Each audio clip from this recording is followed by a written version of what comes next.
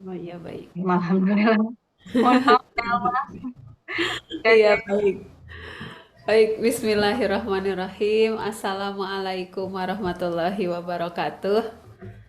Alhamdulillahirabbil alamin. Pagi ini berkumpul lagi. Mudah-mudahan bunda-bunda, teman-teman, teteh-teteh, kakak-kakak, mbak-mbak semua di sini sehat.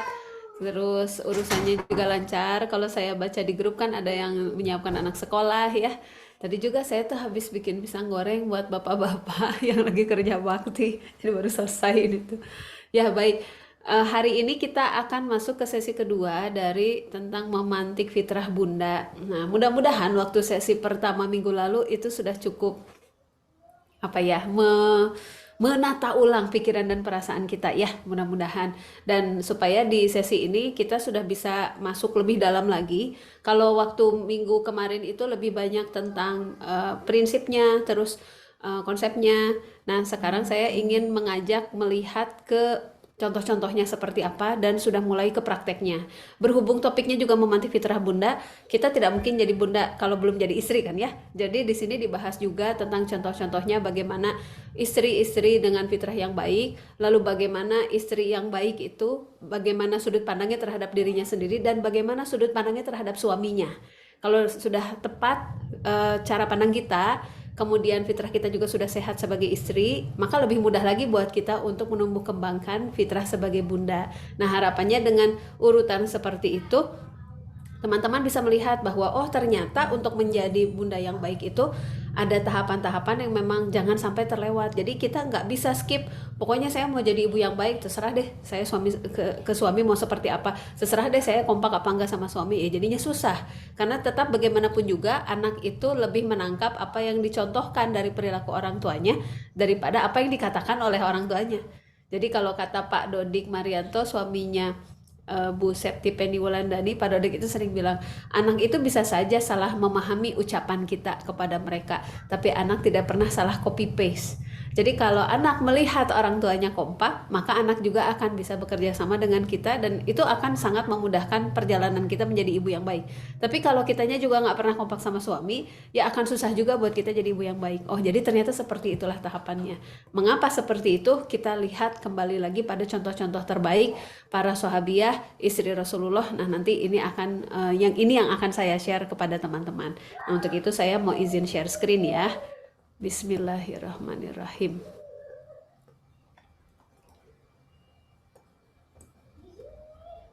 Iya.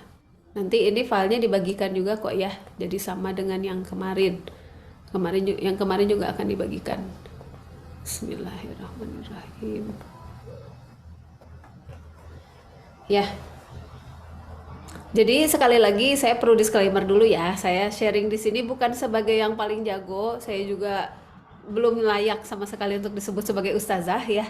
Ilmu agama juga masih sangat minim. Ini lebih sebagai mungkin saya termasuk yang paling lama berumah tangga di antara semua yang hadir di Zoom ini, dan mungkin termasuk yang paling banyak anaknya gitu ya, karena biasanya sih kalau saya ngabsen peserta seminar nggak ada yang nyampe 6 ya anaknya gitu ya. Jadi mungkin lebih ke pengalaman saya belajar dalam semua trial and error, gimana caranya supaya nggak error lagi gitu ya, trial and success. Jadi mudah-mudahan nanti yang di share itu uh, bisa dianggap sebagai perenungan dan pengalaman juga gitu ya. Baik, bismillahirrahmanirrahim. Nah, ini yang pernah saya sampaikan minggu lalu, saya sampaikan bahwa untuk kita tuh mencari tahu saya tuh semestinya jadi perempuan tuh seperti apa sih, atau perempuan yang baik itu yang bagaimana sih. Soalnya katanya oh wanita yang hebat itu adalah ketika bisa bekerja setara seperti laki-laki, jika bisa berprestasi bahkan apa ya menunjukkan kualitas lebih daripada laki-laki misalnya gitu, atau ketika perempuan itu bukan cuma apa ya dia tuh hebat di rumah tapi dia juga hebat di hadapan publik misalnya, seperti anggapannya saya pernah membaca pendapat salah seorang jurnalis dari Perancis. Katanya perempuan di Perancis itu dituntut sama hebatnya seperti laki-laki, tapi ada plusnya dia harus jago masak, harus bisa merias diri, dan harus bisa ngasuh anak. Yang mana tiga hal itu tidak pernah dituntut pada laki-laki di Perancis katanya gitu. Itu kan sebuah tuntutan beban yang sama sekali tidak mungkin untuk bisa ditanggung gitu oleh seorang perempuan sendirian begitu ya. Nah, kemudian kalau kita lihat di Islam, ternyata kalau di Islam itu tidak melihat dari standar-standar dunia gitu, tidak melihat dari standar-standar prestasi atau pencapaian. Bahkan di sini disebutkan di hadis bahwa wanita yang didaulat menjadi penghuni surga itu ada 4. Dan waktu minggu kemarin saya sudah sebutkan apa sih ciri khasnya dari mereka yang membuat kita tuh jadi bisa banyak belajar dari kehidupan mereka. Pertama, Khadijah itu adalah seorang istri dan ibu.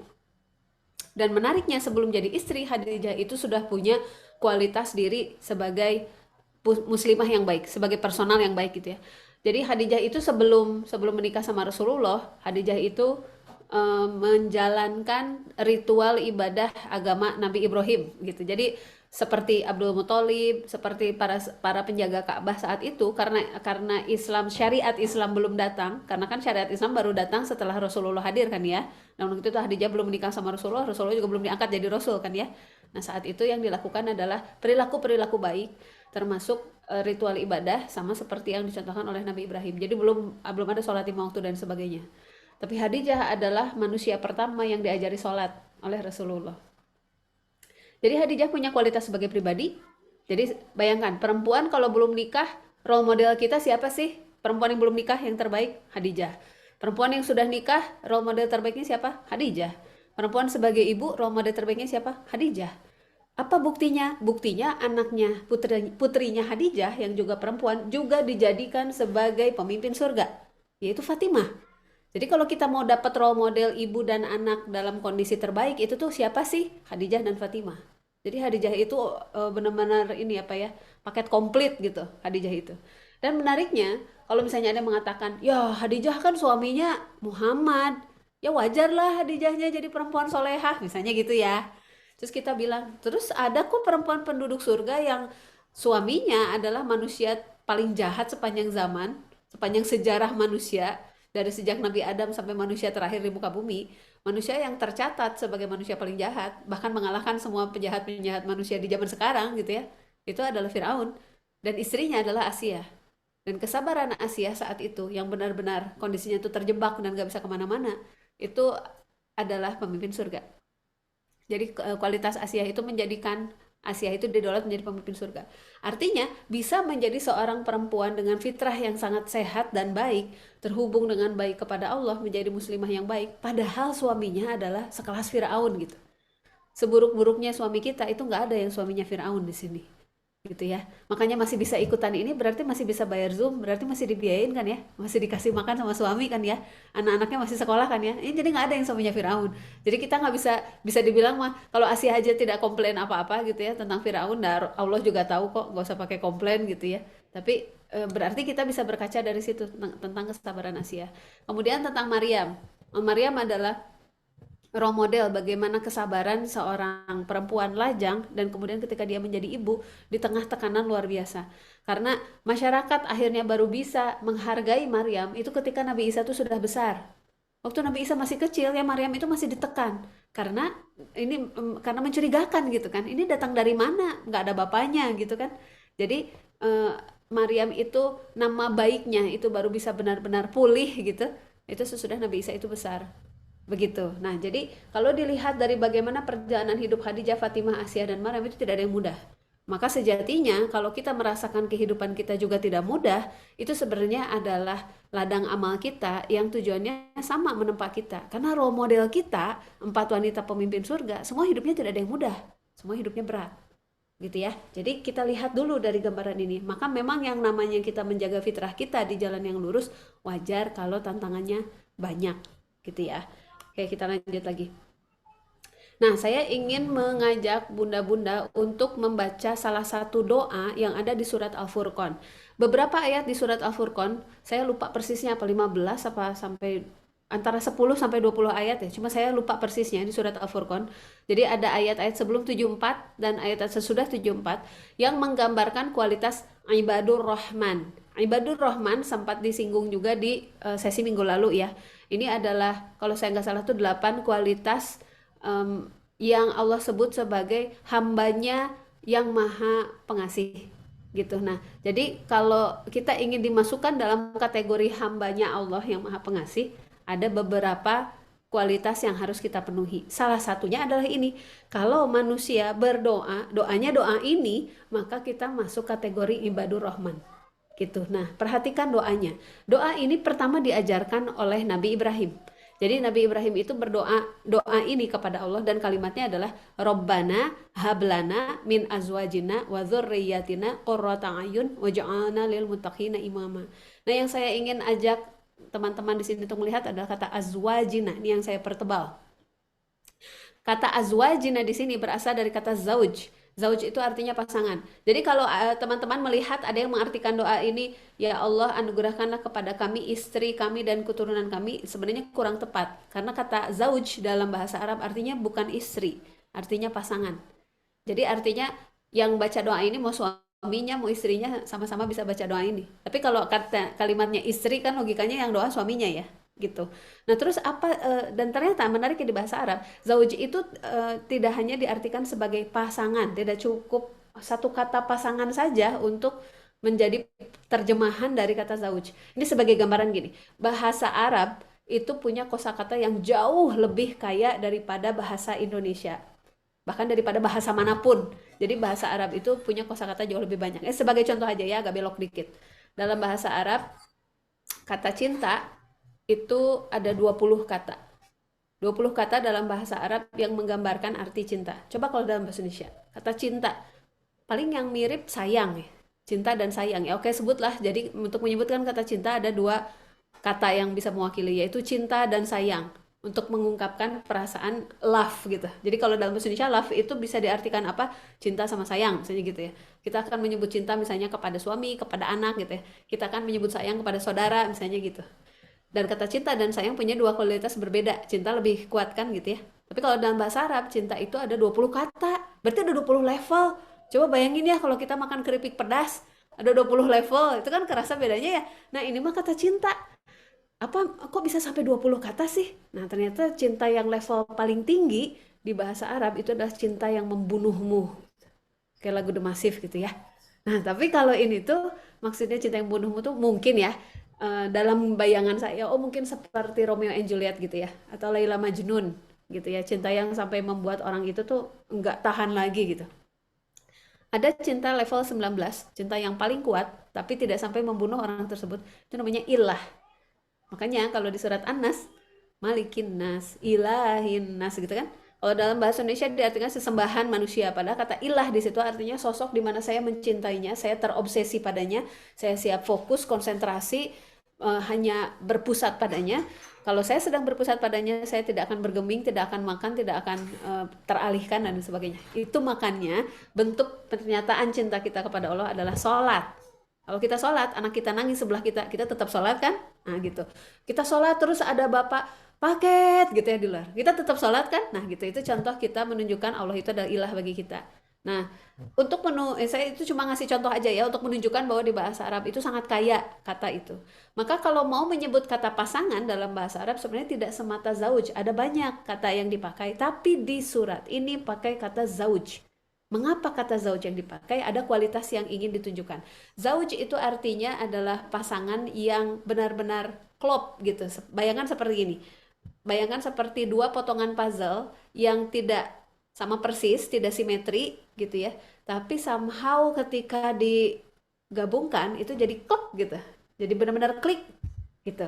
Kalau saya makan membayangkannya tuh lebih ekstrim lagi. Kalau puzzle kan dipotong dengan rapih. Misalnya ada semangka besar, bulat ya, jatuh ke lantai terbelah jadi 2. Kalau yang belahan 2 itu kan nggak mungkin rata ya. Pasti lekuk-lekuknya sangat tidak beraturan. Tapi kalau kita gabungkan 2 belahan itu dia pas kan jadi satu bulatan lagi. Nah, sama kayak gitu. Jadi azwajna itu menunjukkan pasangan yang berbeda satu sama lain, tapi Allah jadikan mereka berdua itu sangat bisa klik dan kompak di semua bagiannya. Begitu. Jadi itu tuh seperti apa ya, mungkin kalau bahasa Indonesia itu belahan jiwa gitu ya. Belahan jiwa tuh kan tidak seperti kita membayangkan kata belahan jiwa itu kan nggak kayak apel dipotong jadi 2 jadi rapi gitu kan, nggak begitu ya.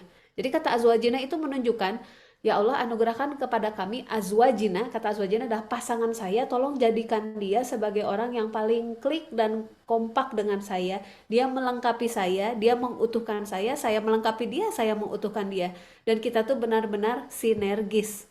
Jadi bahkan kata sinergis itu sudah termaktub dalam kata azwajina. Begitu. Jadi bukan cuma sekedar ya Allah berkahilah kami istri gitu ya. Ya udah dikasih istri kok gitu kata Allah tuh. Bukan begitu. Makanya yang dipakai kata azwajina. Dan menariknya kata zurriyatina di sebelah kata azwajina ya. Kan ada kata zurriyatina. Di situ kan diartikannya keturunan. Nah, banyak orang yang mengira kata zuriyatina dan diartikan sebagai keturunan itu maksudnya anak. Padahal ketika Nabi Ibrahim berdoa ini, Nabi Ibrahim itu membayangkan sekian generasi. Salah satu doa Nabi Ibrahim yang terkenal adalah datangkanlah dari keturunanku orang yang akan mengajarkan hikmah, mengajarkan kitabmu kan gitu ya. Terus itu terjawab oleh kehadiran siapa? Kehadiran Nabi Muhammad SAW, dan itu terentang sejauh ratusan tahun. Karena bayangkan Nabi Muhammad ke Nabi Isa jaraknya 600 tahun. Nabi Isa itu keturunan dari Nabi Ishak, dan itu tuh keturunan yang sangat jauh gitu. Jadi bayangkan kalau kita lagi belajar sirah Nabi ya, mulai dari Ibrahim, Ismail, Ishak, Yakub, Musa, Yusuf, terus aja ya, dan sampai panjang ke bawah itu kan entah berapa tahun itu jaraknya.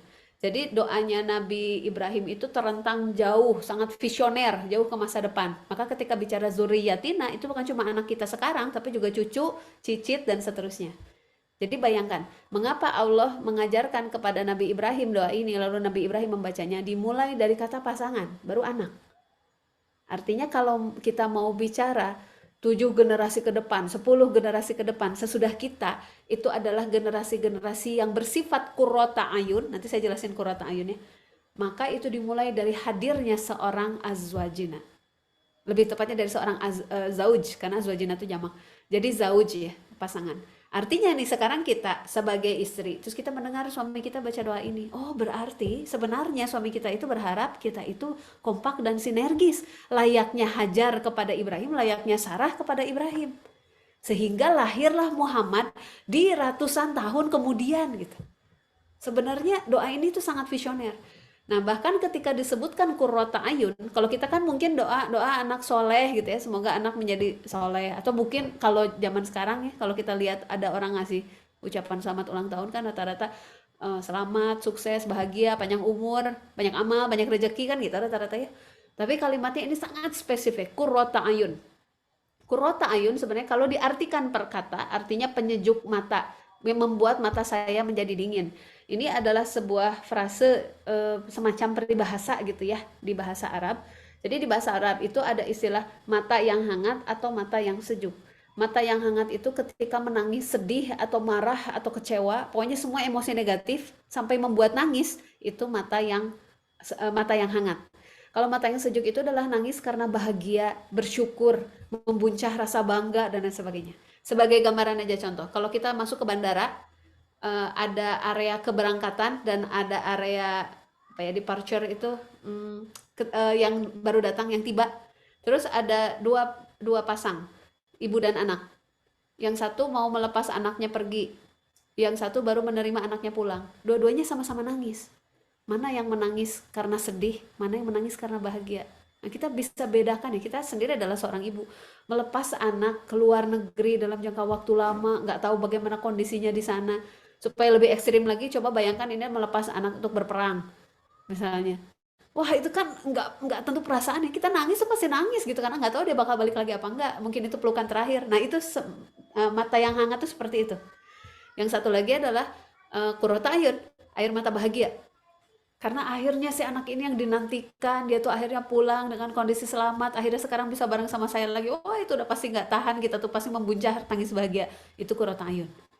Nah, kira-kira gambarannya seperti itu ya. Dan bahkan kalau di Arab itu dua kalimat ini sampai ke tingkat yang lebih ekstrim lagi. Misalnya ada perang antar suku, terus kemudian misalnya salah satu suku itu membunuh anak raja misalnya dari salah satu suku lain, maka si suku yang anaknya terbunuh itu memberikan ancamannya dengan kalimat gitu. Saya tidak akan pernah tinggal diam sebelum raja kalian juga mengalami mata yang hangat karena kehilangan anaknya. Nah kayak gitu. Jadi kalimat itu tuh digunakan sampai tingkat yang paling ekstrim.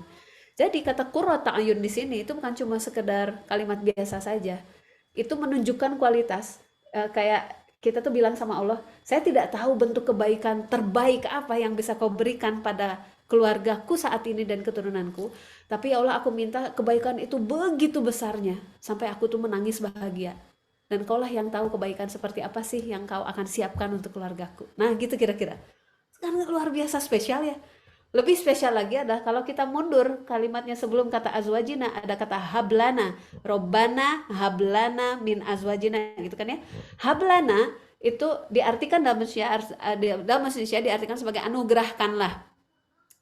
Padahal sebenarnya tidak sesederhana itu. Ya itulah ya, kalau bahasa yang kompleks diartikan ke bahasa yang simpel kan jadi susah nyarinya. Kata apa ya yang paling pas gitu. Jadi sebenarnya ini tuh luar biasa ya para ulama tafsir di Indonesia itu mencoba menjelaskan, memilihkan satu kata yang paling mewakili. Karena kosakata bahasa Indonesianya yang terbatas. Nah, hablana artinya begini, dari kata hab. Hab itu artinya hadiah yang tidak terduga, spesial luar biasa, berasal dari sebuah tempat yang tersembunyi, yang orang lain tidak ada yang tahu bahwa tempat itu ada, sehingga tidak pernah tahu hadiah sespesial itu tuh ada. Gitu. Jadi coba bayangkan ya, misalnya Teh Lailani misalnya ya, lagi berkunjung ke seorang ustazah misalnya gitu, ngobrol panjang. Terus atau ustazah tuh bilang gini, sebentar sebelum pulang saya mau ngasih sesuatu dulu gitu. Terus ustazah itu membuka sebuah kotak di dalam lemarinya, yang seisi rumah itu nggak ada yang tahu bahwa ada kotak itu di dalam lemari sang ustazah. Lalu diambillah misalnya sebuah apa ya, tasbih misalnya ya, tasbih favoritnya ustazah itu misalnya pas suatu saat dipakai ketika lagi zikir pas di naik hajinya misalnya gitu. Dan sekeluarga itu nggak ada yang tahu tasbih itu. Jadi bahkan tasbihnya disimpan di tempat rahasia, sangat spesial, orang lain nggak ada yang tahu. Terus udah gitu ustazah itu ngasihin ke Teh Lailani, dan Teh Lailani tuh tahu, oh itu berasal, diceritain sama si ustazah ini tuh tasbih yang sangat spesial, terus saya simpan di tempat rahasia dan itu sangat spesial, ini buat kamu. Gimana coba perasaan kita kan kayak wah merasa sangat terhormat gitu ya. Nah hablana tuh begitu. Jadi coba lihat urutan katanya, Robbana hablana, ya Tuhan kami berkahilah anugerahkanlah yang amat sangat spesial kepada saya sesosok pasangan, dan pasangannya tuh pakai kata zauj yang sangat kompak, sinergis, bisa bekerja sama gitu ya. Sebegitu kuat bekerja samanya sehingga mampu menghasilkan keturunan-keturunan yang zuriyatina yang amat sangat panjang ratusan tahun ke depan, sampai ratusan tahun ke depan, yang mereka semua bersifat qurrata ayun, yang membuat kami menangis bahagia terserah kebaikan apapun yang akan Allah sajikan kepada kami. Coba bayangkan, kalau doa kita sevisioner ini, topik memantik fitrah bunda itu baru awal ya. Kita nggak akan pernah bisa jadi zauj buat pasangan kita kalau fitrah kita itu terseok-seok. Kita nggak akan pernah bisa jadi ibu yang baik buat zuriyatinanya kita, keturunan kita, kalau fitrah kita tuh naik turun tapi kita tidak berusaha mengokohkannya setiap hari. Begitu kan ya. Dan kalau kita lihat cerita-cerita istri para nabi, Hajar, Sarah, kemudian Khadijah, Aisyah, kan kehidupan mereka tuh luar biasa berat gitu.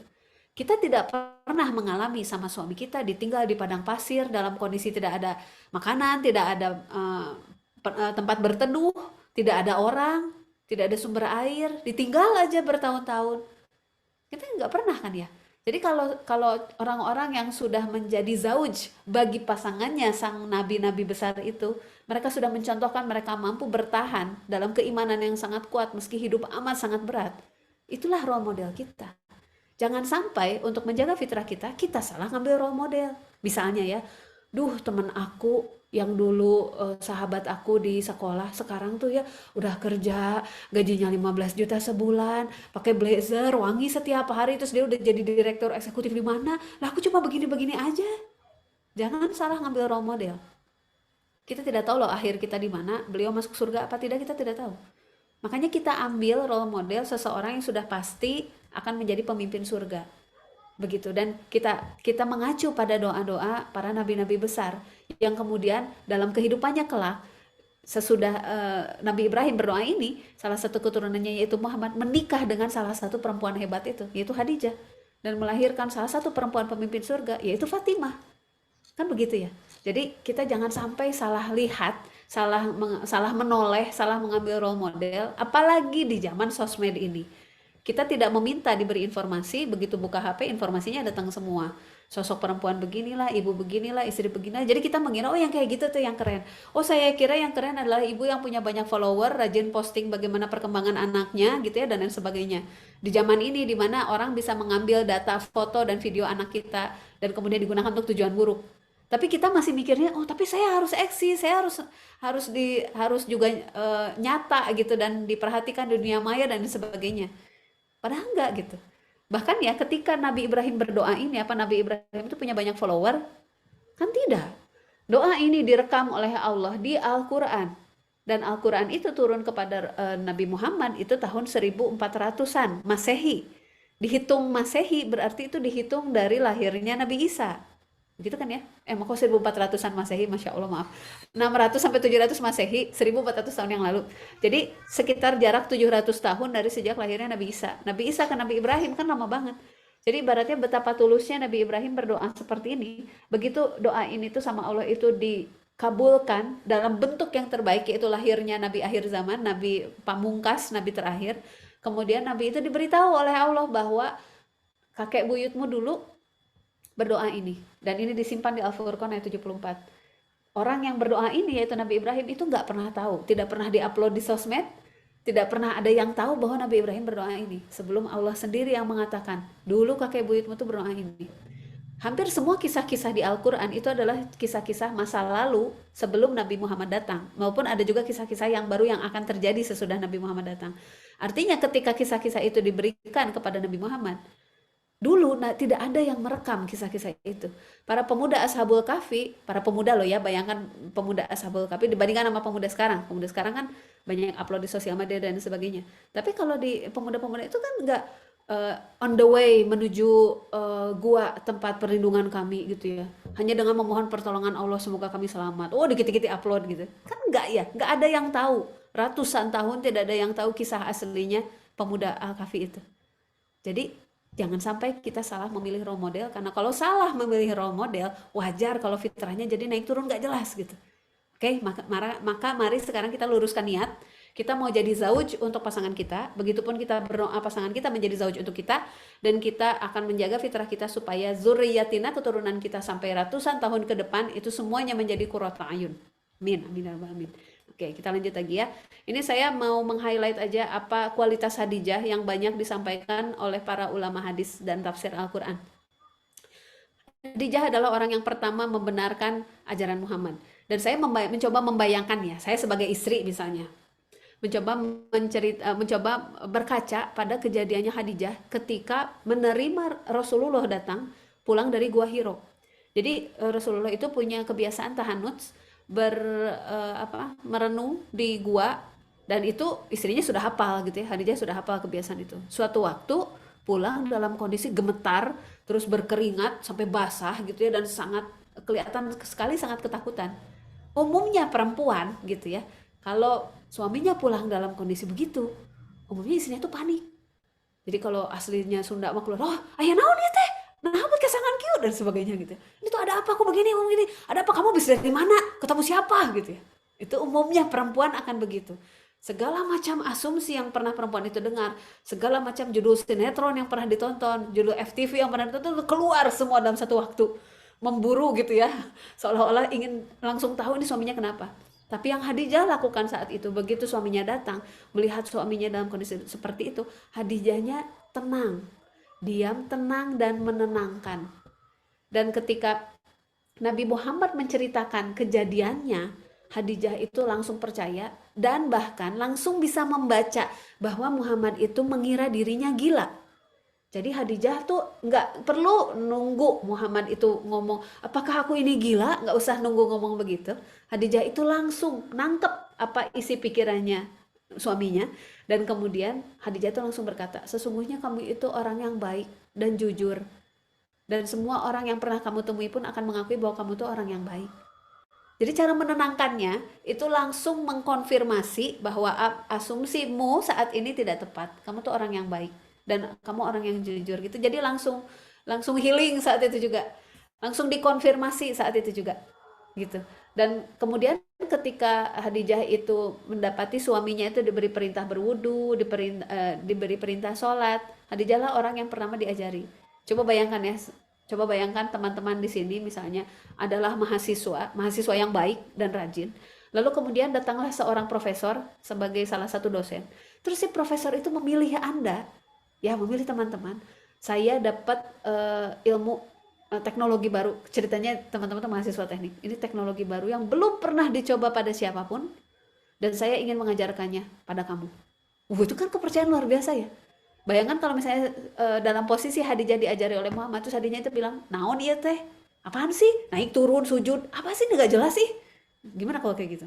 Atau mengapa kita harus melakukan itu? Wah, sok pintar gitu ya, coba jelaskan dulu gitu, dianalisis dulu sebab akibat dan lain sebagainya gitu ya. Ini tidak langsung percaya. Maka sebenarnya gambaran bagaimana kita beriman kepada Allah itu tergambar dari bagaimana kita percaya pada suami. Menarik ya. Kalau laki-laki ditanya, coba deh tanya pada para suaminya. Apa sih yang paling diharapkan dari seorang istri? Apa yang paling diharapkan oleh suami dari istrinya? Hampir semua laki-laki yang pernah saya tanya gitu ya dalam relasi, dalam ngobrol antar keluarga, jawabannya satu, dipercaya 100%. Dan dipercaya artinya akan ada momen-momen dimana please atulah nggak usah nanya apa-apa dulu, ikuti aja dulu gitu. Akan ada situasi-situasi seperti itu. Nah, Khadijah itu menunjukkan kondisi amat sangat percaya 100% kepada suaminya itu dalam bentuk-bentuk yang terbaik. Begitu. Dan ketika Khadijah itu jadi orang pertama yang diajari sholat oleh Rasulullah, itu adalah salah satu apresiasi karena tidak ada orang yang mengalami seperti itu gitu. Dan Khadijah itu meninggal sebelum diwajibkannya sholat 5 waktu. Artinya sudah pernah sholat gitu ya bersama Rasulullah. Jadi Khadijah diakui oleh semua ulama yang mempelajari tafsir dan hadis. Khadijah adalah orang yang pertama beriman dan orang yang pertama diajari sholat begitu. Dan kalau Khadijah bisa seperti itu, maka itu mudah untuk orang lain mengikuti. Abu Bakar juga kan langsung percaya kepada Rasulullah. Tapi bayangkan bagaimana Abu Bakar akan percaya kepada Rasulullah kalau Khadijah tidak memulai mencontohkan bahwa saya juga percaya, kan gitu ya. Karena logikanya yang paling kenal Rasulullah kan Khadijah ya, 24 jam bareng kan gitu. Apalagi ketika wahyu pertama turun dan Nabi Muhammad diangkat menjadi Rasul, itu sudah 15 tahun menikah. Begitu. 15 tahun menikah udah kurang kenal apa coba ya. Anak juga kan waktu itu udah beberapa begitu, dan anaknya sudah tumbuh dengan pengasuhannya Khadijah. Begitu. Oke, lanjut lagi ya. Saya percepat. Dan Rasulullah itu menyampaikan testimoni gitu ya, mungkin kata yang paling mewakili di zaman ini testimoni kali ya. Rasulullah itu menyampaikan bagaimana sih kualitasnya Khadijah itu jauh sesudah Khadijah meninggal. Jadi Khadijah tidak pernah mengklaim kualitas saya seperti apa, tidak pernah membranding dirinya, oh saya tuh orang yang begini begini begini, oh saya tuh ahli dalam apa, oh saya tuh berminat dalam apa. Ini nggak pernah sibuk tentang bagaimana beliau dilihat orang. Karena kalau sibuk dengan bagaimana dilihat orang, dijamin depresi. Dulunya pengusaha sukses, meninggal dalam kondisi amat sangat miskin, gitu ya. Dulunya sangat populer, tiba-tiba jadi dicemooh banyak orang karena mengikuti suaminya, yang mana suaminya dihina oleh warga satu kota Mekah gitu kan.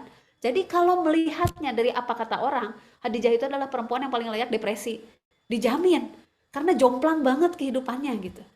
Tapi kekuatan imannya itulah yang menuntun apa yang dipikirkan, apa yang dirasakan, apa yang dilakukan, itu benar-benar tertuntun dan terpandu. Dan itu teramati dari bagaimana Rasulullah itu mengakui kualitasnya Khadijah jauh sesudah Khadijah meninggal. Jadi orangnya sudah tidak ada, tapi Rasulullah itu terus menceritakan tentang Khadijah. Dan kalimat ini adalah jawaban Rasulullah ketika Aisyah bertanya. Aisyah kan tidak mengenal langsung Khadijah ya. Aisyah pun kan menikah sama Rasulullah dalam kondisi Aisyah masih muda. Jadi mungkin memorinya tentang Khadijah tidak banyak gitu ya. Dan mengenal Khadijah kan sebagai orang lain. Begitu kan? Jadi tidak tahu bagaimana kesehariannya Khadijah. Dan ketika Rasulullah menyampaikan 3 kualitas ini, buat saya pribadi ini tuh jadi gambaran. Apakah saya sudah jadi istri seperti ini apa belum? Saya pernah menulis sebuah tulisan judulnya Istri yang Berpulang. Waktu itu tulisan itu saya tulis pas Ibu Ainun Habibi meninggal. Dan saya menyaksikan, oh maaf bukan Ibu Ainun Habibi, Bu Ani Yudhoyono meninggal. Dan saya melihat adegan di mana Pak SBY itu ingin mencium jenazah istrinya.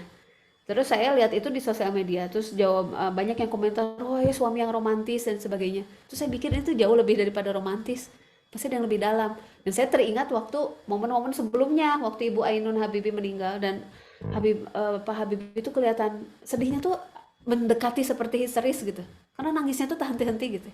Saya teringat hadis ini di momen melihat dua ibu negara itu meninggal. Saya teringat hadis ini. Ternyata seorang perempuan yang punya kualitas seperti ini itu memang tak mungkin dilupakan oleh sang suami gitu. Karena dialah penopang jalannya misi keluarga sang suami, misi hidup sang suami. Bayangkan, ia telah beriman kepadaku, sudah percaya padaku ketika orang-orang lain itu tidak percaya padaku. Dia membenarkan aku ketika orang-orang lain mendustakan aku, menganggap aku bohong dan bahkan mengatur strategi gimana caranya supaya aku itu dianggap pembohong gitu ya. Ia telah membantuku dengan hartanya tatkala orang menahan hartanya tidak mau membantuku, dan Allah telah menganugerahkan darinya anak-anak. Nah, jadi saya membayangkan ini kan ada 4 kualitas ya, 4 kualitas. Pas saya baca, saya masuk kualitas yang mana ya? Karena kalau istri yang baik ternyata menurut standarnya Rasulullah dan bagaimana para nabi itu 4 ini.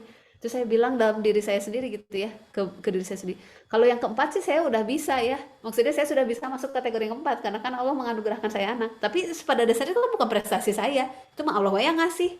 Ada banyak istri yang sama Allah belum dianugerahkan seorang anak. Berarti kan itu bagaimana Allah ya? Jadi kalau Allah menganugerahkan anak kepada saya, itu bukan prestasi saya, itu mah Allah yang ngasih. Gitu. Aisyah juga tidak diberi anak kan? Jadi ketika ketika Rasulullah menyampaikan kalimat yang terakhir itu lebih kayak ini bedanya loh. Bukan itu prestasinya, kamu tidak berprestasi di sini, bukan itu, nggak bermaksud ngomong gitu Kak Aisyah. Terus saya mikir kalau saya cuma baru bisa memenuhi yang keempat, PR saya yang tiga itu dong. Apakah saya sudah beriman dan percaya? Apakah saya itu sudah membenarkan suami saya? Apakah saya itu sudah membantu suami saya? Kalau saya tidak bisa membantu dengan harta, karena kalimat harta di sini kan mengacu pada Hadijah ya. Salah satu kekuatannya Hadijah saat itu adalah hartanya. Apa dong yang bisa saya lakukan sebagai seorang istri untuk membantu suami saya? Karena saya yakin ketika hadis ini disampaikan, ini bukan berarti seorang istri disuruh bekerja untuk ikut membantu suaminya. Konteksnya Rasulullah tidak begitu loh. Rasulullah tuh nggak pernah ngomong ke Hadijah, kita punya cicilan, tolong dong kamu ikut kerja juga, bantuin saya gitu. Nggak gitu sama sekali. Tidak pernah begitu. Dan Rasulullah juga nggak pernah minta ini tuh dakwah menyedot banyak harta, Boya kamu keluarin harta kamu. Nggak pernah begitu. Semua Hadijah yang memulai. Ini sebenarnya kalimat ia telah membantuku dengan hartanya menunjukkan kepada kita bahwa Hadijah itu benar-benar all out. I give you everything I have, gitu lah, kayak kira-kira seperti itu. Jadi kalau saya punyanya apa? Saya punyanya pikiran, energi, waktu, kasih sayang dan sebagainya. Ya mestinya all out juga dong, karena itu mah udah jelas Hadijah ngasih itu semua. Jadi ketika Hadijah memberi hartanya itu sebenarnya untuk menunjukkan bahwa semua tuh sudah dikasih, bahkan hartanya juga gitu. Seperti itu. Dan Hadijah kan tidak wajib memberikan hartanya ya. Kan tidak wajib, itu kan haknya Hadijah dan Rasulullah tahu itu. Begitu. Jadi coba kita pikirkan dan renungkan. Kalau kita pengen fitrah kita sehat untuk menjadi bunda, kita mulai dengan fitrah kita sehat apa tidak ketika menjadi istri. Apakah saya sudah 100% percaya kepada suami saya? Atau saya justru penjegal dari semua keputusan-keputusan suami saya yang membuat dia tidak bisa bergerak maju dalam kehidupannya, tidak bisa menggerakkan satu keluarga ini hijrah ke arah yang lebih baik? Apakah saya penjegalnya? Misalnya ya, ada suami udah kerjanya di bank misalnya. Terus suami bilang, oh ya mau resign deh. Makin lama nggak nyaman kerja di sini, apalagi kepikiran ini kan riba. Lah, kalau kamu resign nanti kita makannya kayak gimana? Itu si Ade sekolahnya gimana? Ini cicilan mobil gimana? Dan sebagainya. Itu sudah tanda bahwa dia tidak beriman. Atau situasinya berbeda misalnya. Neng, udahlah resign aja dari kerjanya. Toh cari nafkah mah tugas akang kok gitu misalnya ya. Bilang gitu ke si Neng gitu ya, ke istrinya. Terus kata si Nengnya, enggak, aku enggak mau resign. Emang kalau resign nanti potensi aku dipakai di mana lagi? Nanti sayang atau ijazah aku dan sebagainya. Itu belum apa-apa udah nggak percaya. Itu PR nomor pertama, beriman itu susah banget ya. Atau kadang suami ngomong apa terus pikiran kita kayak emang iya gitu kayak gitu. Kemarin aja dia gini nih gitu. Itu udah PR banget kan?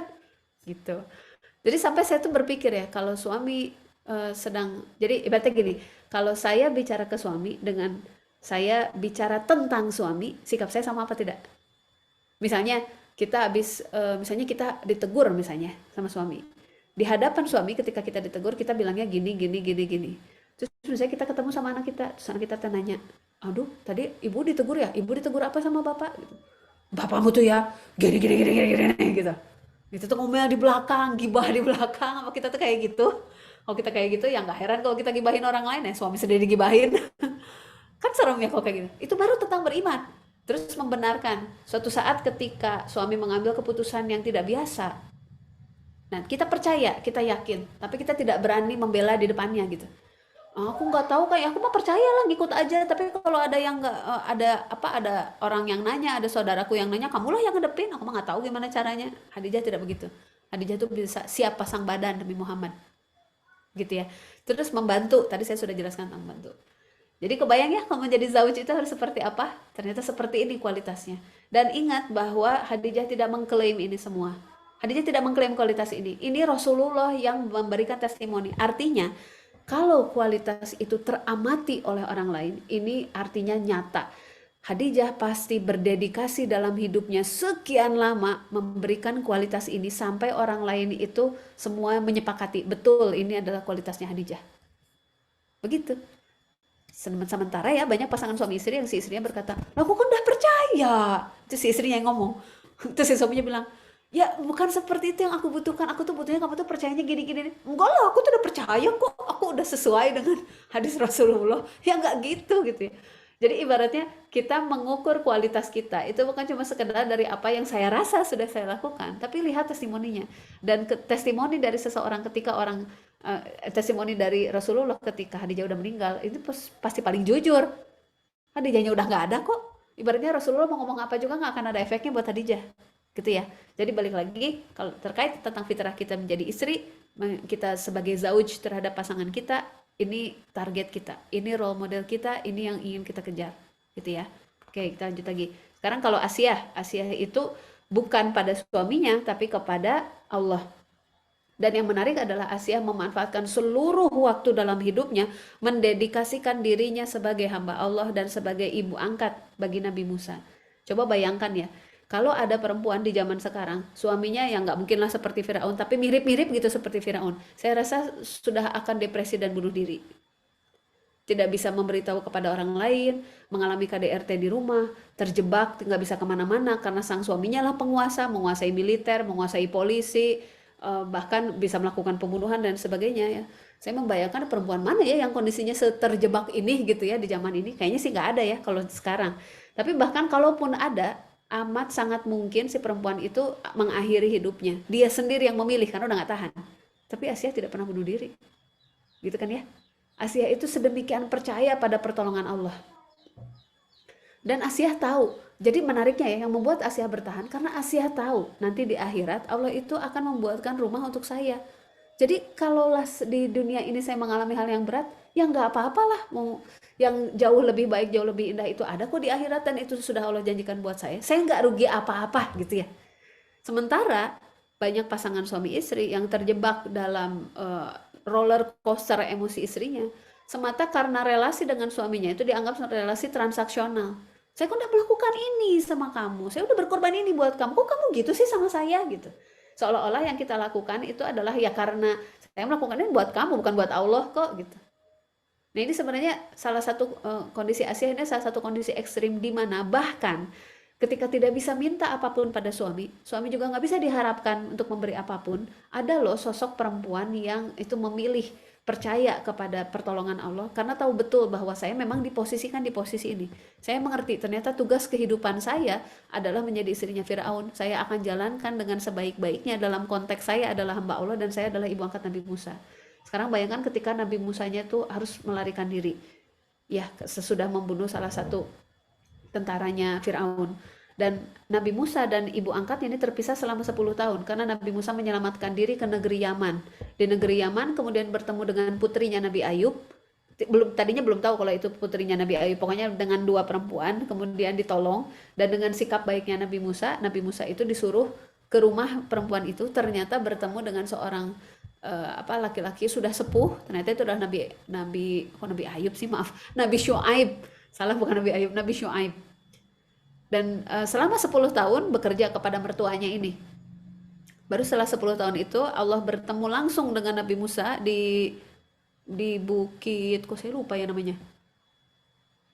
Ada turnya aja. Saya lupa nama persisnya. Di bukit itu kemudian Allah memberikan perintah, kamu sekarang sudah waktunya kembali lagi ke Mesir dan temui Firaun.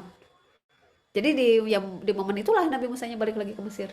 Bayangkan ya, yang tadinya penglipur laranya itu adalah anak angkatnya, terus terpisah 10 tahun. Tapi tak pernah sedikit pun Asia itu putus harapan.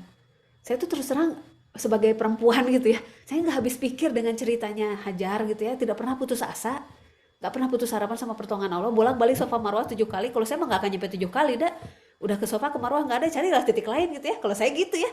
Tapi kok bisa bolak-balik 7 kali gitu ya, nggak putus harapan. Terus Asia nggak putus harapan walaupun suaminya Fir'aun. Terus ibunya Nabi Musa tidak putus harapan, dan Allah tuh memberikan pertemuan lagi dengan Nabi Musa itu di hari yang sama. Terus Hadijah, terus Fatimah, terus kemudian Aisyah yang sampai mengalami konflik juga dengan sesama umat muslim lainnya. Ada banyak sekali gitu contoh-contohnya. Saya nggak habis pikir gitu. Jadi yang saya bayangkan adalah yaitu siap beriman, bertahan beriman dalam situasi tak berdaya. Ternyata untuk menjaga fitrah kita tuh benar-benar mulai dari bagaimana kita beriman kepada Allah. Karena dalam kehidupan kita, kalau kita diberi naik turun sama Allah, apalagi dalam keluarga, artinya keluarga kita terpilih untuk berada di level yang tinggi, di surga yang tinggi, untuk dikumpulkan sekeluarga, dan oleh karenanya kehidupan dunianya tidak biasa. Pasti diberi banyak tantangan. Maka salah satu garda pertahanan keluarga kita adalah fitrah ibunya. Gitu ya. Lanjut lagi ya, sedikit lagi. Nah, ini yang tadi saya sampaikan tentang istri yang baik. Jadi istri yang baik itu seperti apa? Kalau ini bukan dari hadis, kalau ini mah murni renungan saya aja. Jadi waktu awal nikah itu 2006, kalau nggak salah saya nulis ini 2007, pas lagi 2006 pas lagi hamil anak pertama. Jadi di sini saya mencoba membayangkan sebenarnya istri yang baik itu seperti apa sih? Dan bermula dari sebagai hamba Allah. Sebagai hamba Allah bukan hanya sekedar baik, dia tuh harus mulia. Seluruh kepercayaannya kepada Allah termanifestasikan dalam perilaku yang baik, dalam ibadah yang khusyuk, dalam tutur kata yang baik, sehingga terjaga dirinya tuh mau mulia. Mengapa saya menuliskan ini? Karena mengacu pada Khadijah. Khadijah itu sebelum menikah sama Rasulullah sudah digelari At-Thahirah. Padahal sebagai perempuan kaya, didekati oleh banyak pengusaha, sangat mungkin terjerumus untuk menjadi perempuan yang memanfaatkan popularitasnya dan memanfaatkan hartanya untuk hal-hal yang sifatnya duniawi. Itu sangat memungkinkan kok. Tapi Khadijah tidak begitu. Bahkan sampai ada, saya masih ingat ya, di salah satu video tentang sirah, cuma saya lupa videonya yang mana. Khadijah itu dari dulu dikenal sangat dermawan. Salah satu bentuk popularitasnya sebagai seorang dermawan adalah Khadijah itu biasa menyimpan sebuah kain berwarna di atas atap rumahnya. Sehingga ketika waktunya kabilah dagang datang, biasanya kabilah dagang itu diikuti oleh orang-orang yang yang tunawisma, yang orang-orang yang miskin, yang mereka tuh nggak punya pekerjaan, jadi kaum fakir gitu ya. Mereka tuh biasanya ikut ngintil lah gitu di belakang, bisa gitu. Dan mereka tuh sudah hafal, kalau nanti kamu ke Mekah, kamu tidak punya makan, carilah atap rumah berwarna apa gitu. Di atasnya ada kain berwarna apa. Itu adalah rumah Khadijah. Ketuk saja pasti kamu dikasih makan. Itu terkenal sampai ke banyak kota lainnya. Luar biasa ya. Yang kita tahu di zaman ini kalau perempuan amat sangat kaya sekali, yang terkenal tuh bukan kedermawanannya, tapi gaya glamor hidupnya gitu. Kita lihat aja artis-artis yang kaya kan begitu ya. Nah, jadi ternyata mulia sebagai hamba Allah itu sudah dimulai bahkan sebelum menjadi istri. Kemudian saya menyebutnya malaikat penjaga suaminya karena saya membayangkan zauj itu seperti itu. Khadijah itu luar biasa dikatakan sebagai istri, itu kualitas dirinya itu lebih daripada sekadar istri. Memang seperti malaikat penjaga gitu.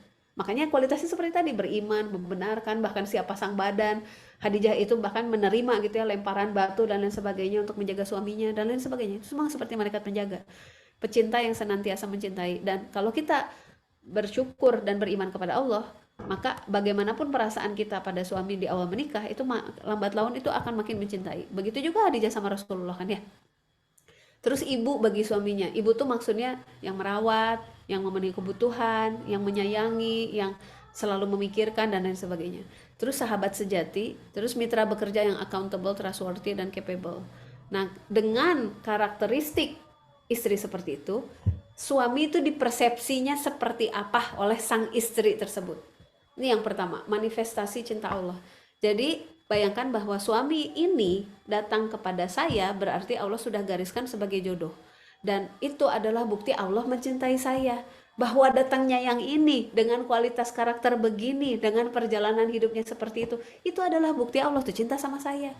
Saya yang harus percaya bahwa ini adalah suami saya, ini adalah manifestasi cintanya Allah kepada saya. Sayanya yang harus nyari tahu.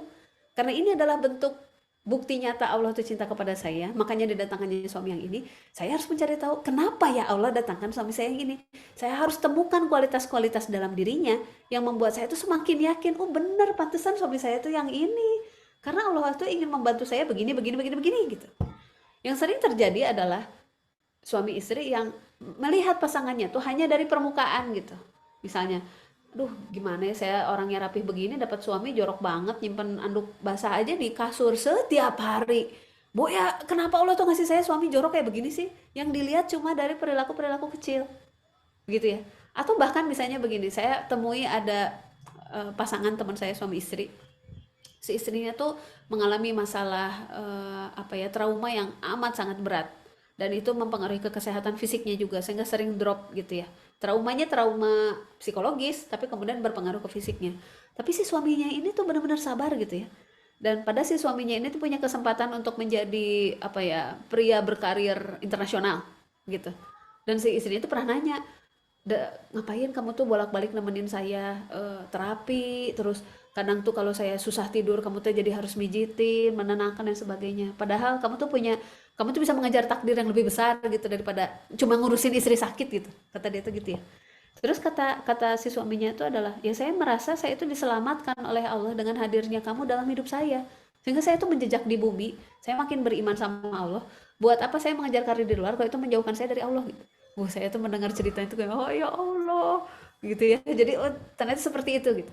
Kemudian sang istri juga menganggap suami itu adalah tempat seluruh pengabdian dan totalitasnya menuju.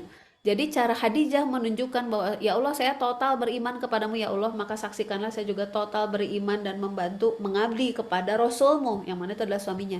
Sama Hajar kepada Ibrahim juga begitu. Itu akhirnya menjelaskan buat saya ya waktu saya nulis poin kedua ini. Pantesan ya Ismail itu ketika akhirnya bertemu lagi dengan Ibrahim, kan itu terpisahnya bertahun-tahun ya, ketika bertemu lagi dengan Ibrahim dan kemudian Ibrahim itu bertanya, wahai anakku sesungguhnya aku bermimpi aku menyembelihmu, bagaimana pendapatmu gitu ya. Ismail itu tidak menggunakan momen itu untuk apa ya menumpahkan seluruh emosi negatif dan marah-marah pada bapaknya yang sudah menjadikan dia a fatherless boy gitu ya, di zaman sekarang yang fatherless country gitu ya. Nah jadi dari situ itu menunjukkan mengapa Ismail punya kualitas keimanan setara dengan Ibrahim dan setara dengan Hajar, sehingga jawaban Ismail itu sama. Wahai ayahku, jika ini adalah perintah Allah, maka lakukanlah. Sesungguhnya Allah tidak akan menyanyiakanku dan kau akan dapati kami termasuk golongan orang-orang bersabar. Jawabannya persis jawaban Hajar ketika ditinggal di padang pasir. Artinya Hajar itu menyadari ketika suami saya pergi karena perintah Allah, saya mengabdi, saya abdikan diri saya sebagai seorang istri, saya didik anak saya supaya punya kualitas yang sama dengan ayahnya. Dan itu tidak dipantau sama sekali oleh Ibrahim, gitu ya. Jadi begitulah tempat seluruh pengabdian dan totalitas menuju. Suami adalah insan terbaik dari Allah yang dijaga, didampingi sepenuh keikhlasan diri selamanya. Menjaga dan mendampingi buat kita pada anak-anak itu jauh lebih mudah untuk merasa ikhlas dibanding pada suami. Itu mah nyata di mana-mana begitu. Kalau pada anak tuh kita cenderung bisa all out, bisa mau berkorban. Ya wajar, semua ibu emang begitu. Karena anak lahir dari rahimnya. Suami kan tidak lahir dari rahim kita. Suami lahir dari rahim ibunya. Maka wajar ada banyak kejadian di mana kalau suami istri konflik, si ibu dari sang suami itu nggak terima gitu ya. Oh, anak saya yang laki-laki diginiin sih sama istrinya gitu ya. Jadi bagaimana kita sebagai seorang istri itu bisa menggeser persepsi kita bahwa relasi dengan suami itu bukan relasi transaksional. Ini adalah insan yang dipercayakan padamu, wahai istri gitu. Sama sang suami juga ketika ijab kabul kan dengan keyakinan diri minta pertolongan kepada Allah, saya mengambil alih perwalian perempuan ini dari ayahnya menjadi sayalah walinya gitu kan. Itu kan tanggung jawab besar, bahkan setara dengan perjanjian para nabi dengan Allah. Makanya namanya misakon golizo. Kata misakon golizo dalam Al-Quran hanya disebut untuk dua hal, perjanjian nabi dengan Allah. Jadi maksudnya perjanjian nabi dengan Allah itu maksudnya gini, saya angkat engkau menjadi nabi, ini wahyunya, ini tugasnya dan sebagainya. Itu perjanjian besar sepanjang hayat. tanpa tahu apa yang akan dialami. Boro-boro bicara gaji dan nggak ada gajinya ya. Itu kayak kontrak kerja yang luar biasa besar gitu ya. Seumur hidup dan harus memberikan seluruh sumber daya, pikiran, energi, waktu dan lain sebagainya. Dan tantangannya luar biasa besar. Seperti misalnya Nabi Nuh tidak dijamin anaknya masuk surga juga kan, karena ternyata nggak mau masuk Islam. Seperti itu ya. Jadi ternyata tantangannya amat sangat berat. Mitsaqon Golizo dalam Al-Quran hanya disebut untuk dua kejadian. Perjanjian antara Nabi sama Allah, perjanjian antara seorang suami ketika mengambil alih perwalian sang perempuan. Jadi Mitsaqon Golizo terjadi antara seorang laki-laki yang melakukan ijab kabul dengan seorang ayah. Makanya kalau suami saya itu sering bilang, pernikahan itu bukan peristiwa antara seorang perempuan dan seorang laki-laki. Pernikahan itu adalah sebuah peristiwa perjanjian antara dua laki-laki dewasa tentang seorang perempuan. Jadi kita ngebayanginnya sebagai seorang perempuan adalah, tadinya wali saya adalah ayah saya, sekarang wali saya adalah suami saya, dan itu adalah kejadian besar di mana perwalian tentang diri saya itu pindah. Maka kan yang tadinya kita tuh birrul walidain kepada ayah ya, dengan kualitas birrul walidain yang banyak Rasulullah sampaikan dalam hadis, sekarang kita punya kualitas mengabdi kepada suami gitu. Tapi di zaman ini gitu, ini sangat kebolak-balik. Saya masih ingat waktu awal nikah itu ada temen yang nanya gini, eh El, kalau suamimu tuh suami takut istri nggak sih gitu. Terus saya tuh heran gitu ya, sampai ada kalimat seperti itu gitu. Masa ada kalimat kok suami harus takut sama istri sih, aneh banget. Emang yang dibahas, yang dimaksud apa? Ya misalnya apa dia tuh kalau ngobrolin kalau dia tuh mau melakukan pengeluaran tertentu gitu ya, pengeluaran finansial, apa dia tuh ngobrol dulu. Ya, kayak gitu mah nggak usah takut istri, ngobrol we atuh. Saya bilang gitu ya. Karena saya membayangkannya ya semestinya suami itu seperti ini, insan terbaik yang dijaga, didampingi sepenuh keikhlasan diri gitu. Kemudian atap untuk saling bernaung, pondasi saling menopang, pegangan untuk saling mendukung. Kebayang ya? Jadi ketika salah satu butuh untuk bernaung, butuh untuk berteduh, butuh untuk menenangkan diri, pasangannya bisa melakukannya. Suatu waktu pasangannya itu butuh dia tuh berdiri tegak, membela kebenaran, berjuang, maju ke medan perang. Pasangannya juga siap untuk menopangnya. Dan bahkan ketika harus berjalan bersama, bermitra, melakukan hal bareng-bareng, memperjuangkan sesuatu bareng-bareng, siap berpegangan dengan sangat kuat, menerjang badai apapun yang ada di depan. Sebenarnya seperti itu kualitas zauj itu. Ini salah 5 kalimat yang waktu itu suami saya pernah pakai dalam sebuah momen training tentang pasangan suami istri.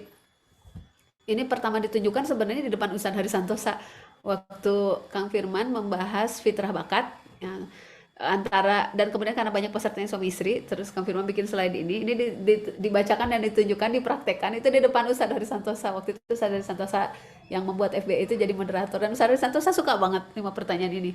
Jadi bayangkan suami istri berhadap-hadapan, nanti masing-masing akan ngomong seperti ini. Dimulai misalnya dari suaminya, istriku, aku adalah pribadi yang, gambarkan tentang dirinya. Misalnya aku adalah pribadi yang setia, pekerja keras dan sebagainya gitu ya. Nah, yang bisa kau andalkan dariku adalah misalnya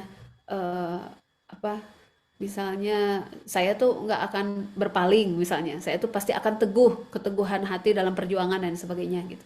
Dukungan yang aku harapkan darimu. Jadi sesudah menceritakan dirinya, sudah menceritakan apa yang kau bisa andalkan dariku, itu kan berarti kita tuh seperti presentasi kepada orang di hadapan kita bahwa saya adalah orang seperti ini bentuk kontribusinya kan yang bisa saya berikan, karena ini yang kau bisa andalkan dariku gitu. Nah, sesudah bilang itu, terus kita declare dengan jelas dukungan apa yang aku harapkan darimu. Ketika kita minta dukungan, berarti kita juga merhatiin orang depan kita tuh bisa dukungnya apa, kan gitu ya. Nah, dalam relasi suami istri kan sudah sangat saling mengenal ya, jadi bisa kebayang pasangan kita tuh bisa ngasih dukungan apa. Terus sudah gitu cerita tentang apa yang di dalam keluarga kita tuh di masa depan kita mau melakukan apa aja. Yang aku ingin lakukan bersamamu adalah, bayangkan sebuah visi gambaran keluarga kita tuh seperti apa. Dan mulai dari yang sederhana sampai yang kompleks itu bisa disampaikan. Baru yang terakhir adalah yang aku syukuri dari pernikahan kita adalah gitu. Hampir selalu setiap kali ini dipraktekkan dalam momentum training kah, atau bahkan ketika ada pasangan suami istri datang ke rumah terus ngobrol terus dipraktekin ini, aku yakin biasanya pada nangis gitu. Dan saya pernah bertanya dalam sebuah momen, saya ngisi seminar tentang keluarga di Kementerian Keuangan. Tapi waktu itu acaranya bukan di Kementerian Keuangannya, mereka lagi family gathering di sebuah kota di Purwakarta. Maksudnya sebuah hotel di Purwakarta. Terus saya minta ngisi satu sesi parenting. Terus saya minta suami istri mempraktekkan ini gitu ya. Si suaminya rasanya malu-malu, si istrinya udah berkaca-kaca gitu. Sesudah ini dipraktekkan, saya nanya, ada yang lajang nggak di sini?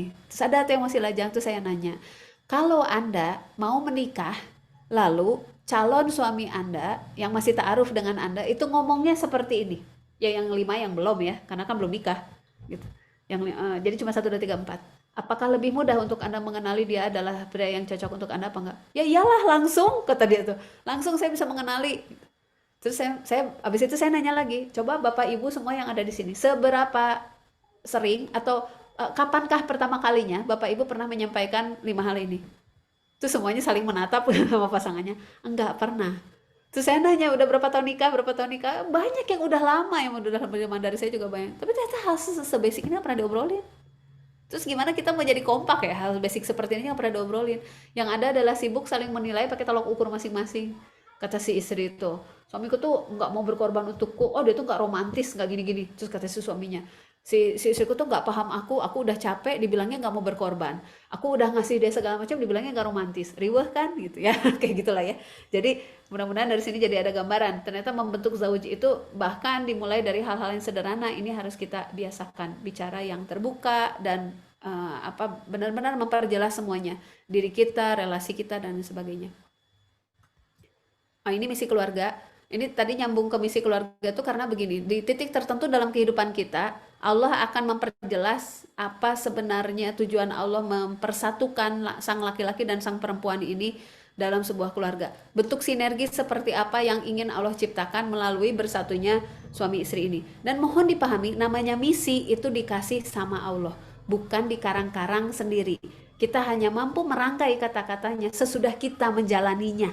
Jadi sesudah kita jalan, sesudah kita akhirnya mengenali dalam dalam hidup saya, kok kejadian-kejadian ini berulang ya, kok tugas-tugas ini tuh berulang datang ke saya ya. Saya akhirnya nangkep sepertinya satu kemampuan yang bisa saya lakukan, karena itu bolak-balik Allah suruh saya melakukan itu, karena lagi-lagi ada orang datang nanya ini, lagi-lagi ada kejadian seperti ini yang harus saya tangani, bolak-balik ya. Terus kita mulai membaca benang merahnya, sebenarnya apa sih yang saya lakukan di setiap momen itu. Nah ini suami saya kalimatnya seperti ini. Karena inilah yang terasa oleh suami saya sejak masih SD. Jadi suami saya itu sering jadi tempat curhat teman-temannya, dan pertanyaan-pertanyaan itu berat-berat gitu. Yang datang kepada suami saya, bertanya tentang kehidupan, bertanya tentang keluarga, tentang tujuan hidup, tentang karir dan sebagainya. Dan somehow suami saya itu bisa jawabnya gitu. Sama Allah tuh kayak dikasih petunjuk gitu untuk jawabnya, dan ternyata jawabannya membantu orang tersebut gitu untuk kemudian memperbaiki hidupnya. Jadi kalimatnya akhirnya nemulah kalimat seperti ini. Jadi kalimat ini ditentukan sesudah bertahun-tahun menjalani. Ini kalimat-kalimat ini ketemu di kami mungkin sudah punya anak kedua. Kalimat yang misi keluarga itu saya lagi hamil anak keempat. Jadi namanya nyari misi keluarga itu bukan berdasarkan tren. Bukan, ayo atuh suamiku, misi keluarga kita teh apa? Ini saya ditagih, ini ada tugas komunitas gitu ya, harus segera jawab misi keluarga. Cik atulah, bukan kayak gitu, namanya misi itu dikasih sama Allah. Gitu ya, seperti Rasulullah dikasih misi. Rasulullah kan nggak pernah bilang ke Khadijah, wahai Khadijah, aku menjadikan kamu sebagai istri, kan suatu saat aku tuh bakal jadi nabi. Dan yang saya lihat yang kuat jadi istri nabi itu cuma kamu. Kan gak gitu ya, Rasulullah tuh nggak tahu bakal jadi Rasul. Begitu kan?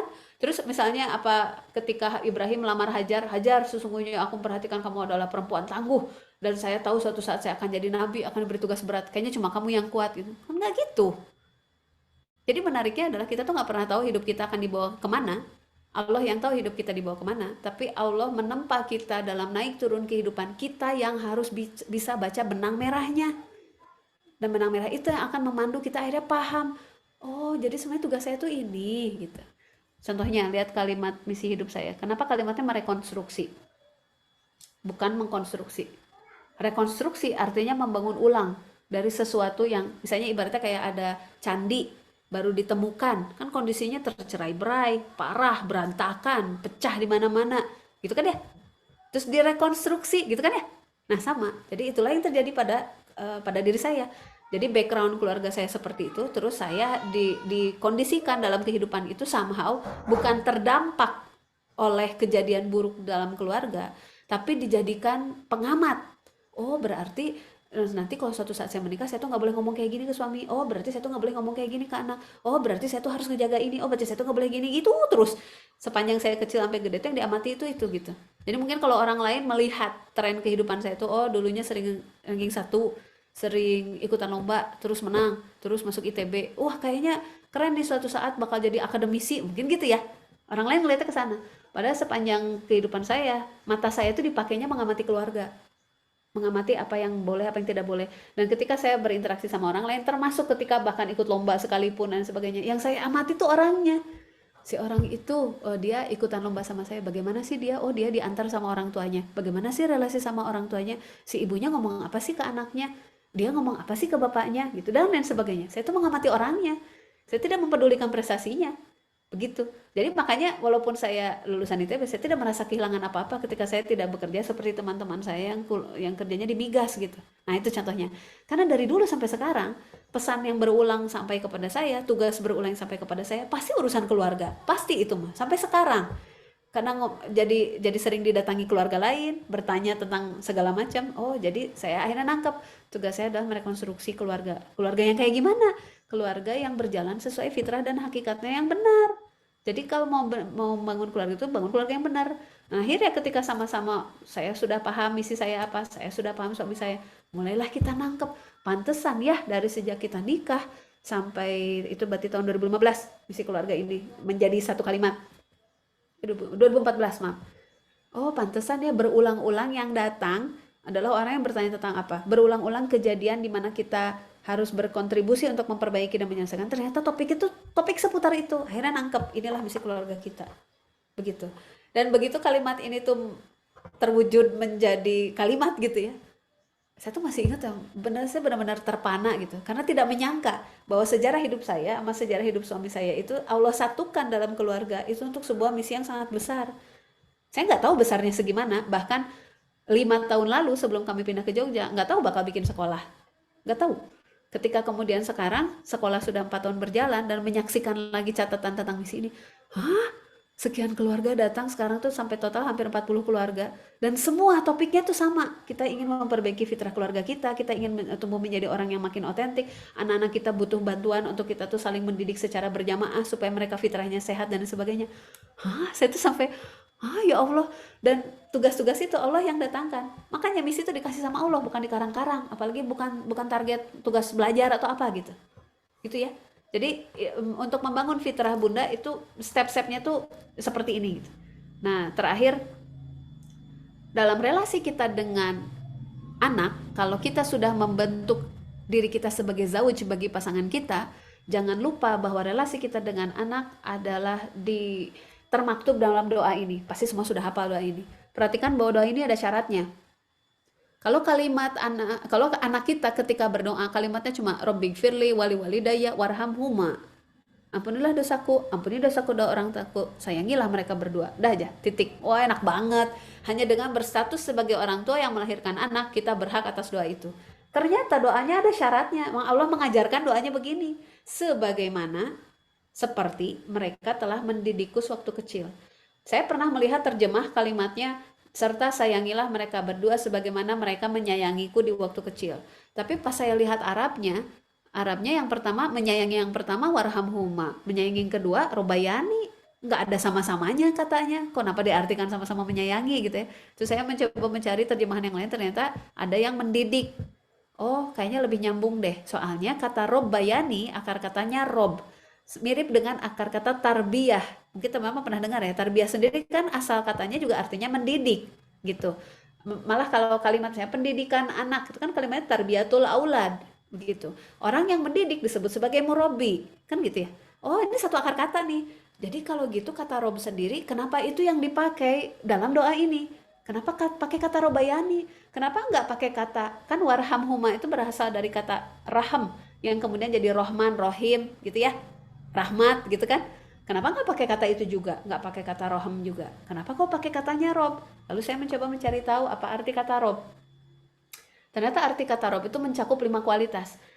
Perhatikan di sini nggak ada kata sayang. Makanya kalimat kata yang dipakai adalah rob, karena kualitas yang mau dibawa itu lebih dari sekedar sayang. Ada kata mendidik, merawat, memenuhi kebutuhan. Ada kata menjaga segala sesuatu tetap pada tempatnya. Ada kata senantiasa memberi hadiah meskipun tidak diminta.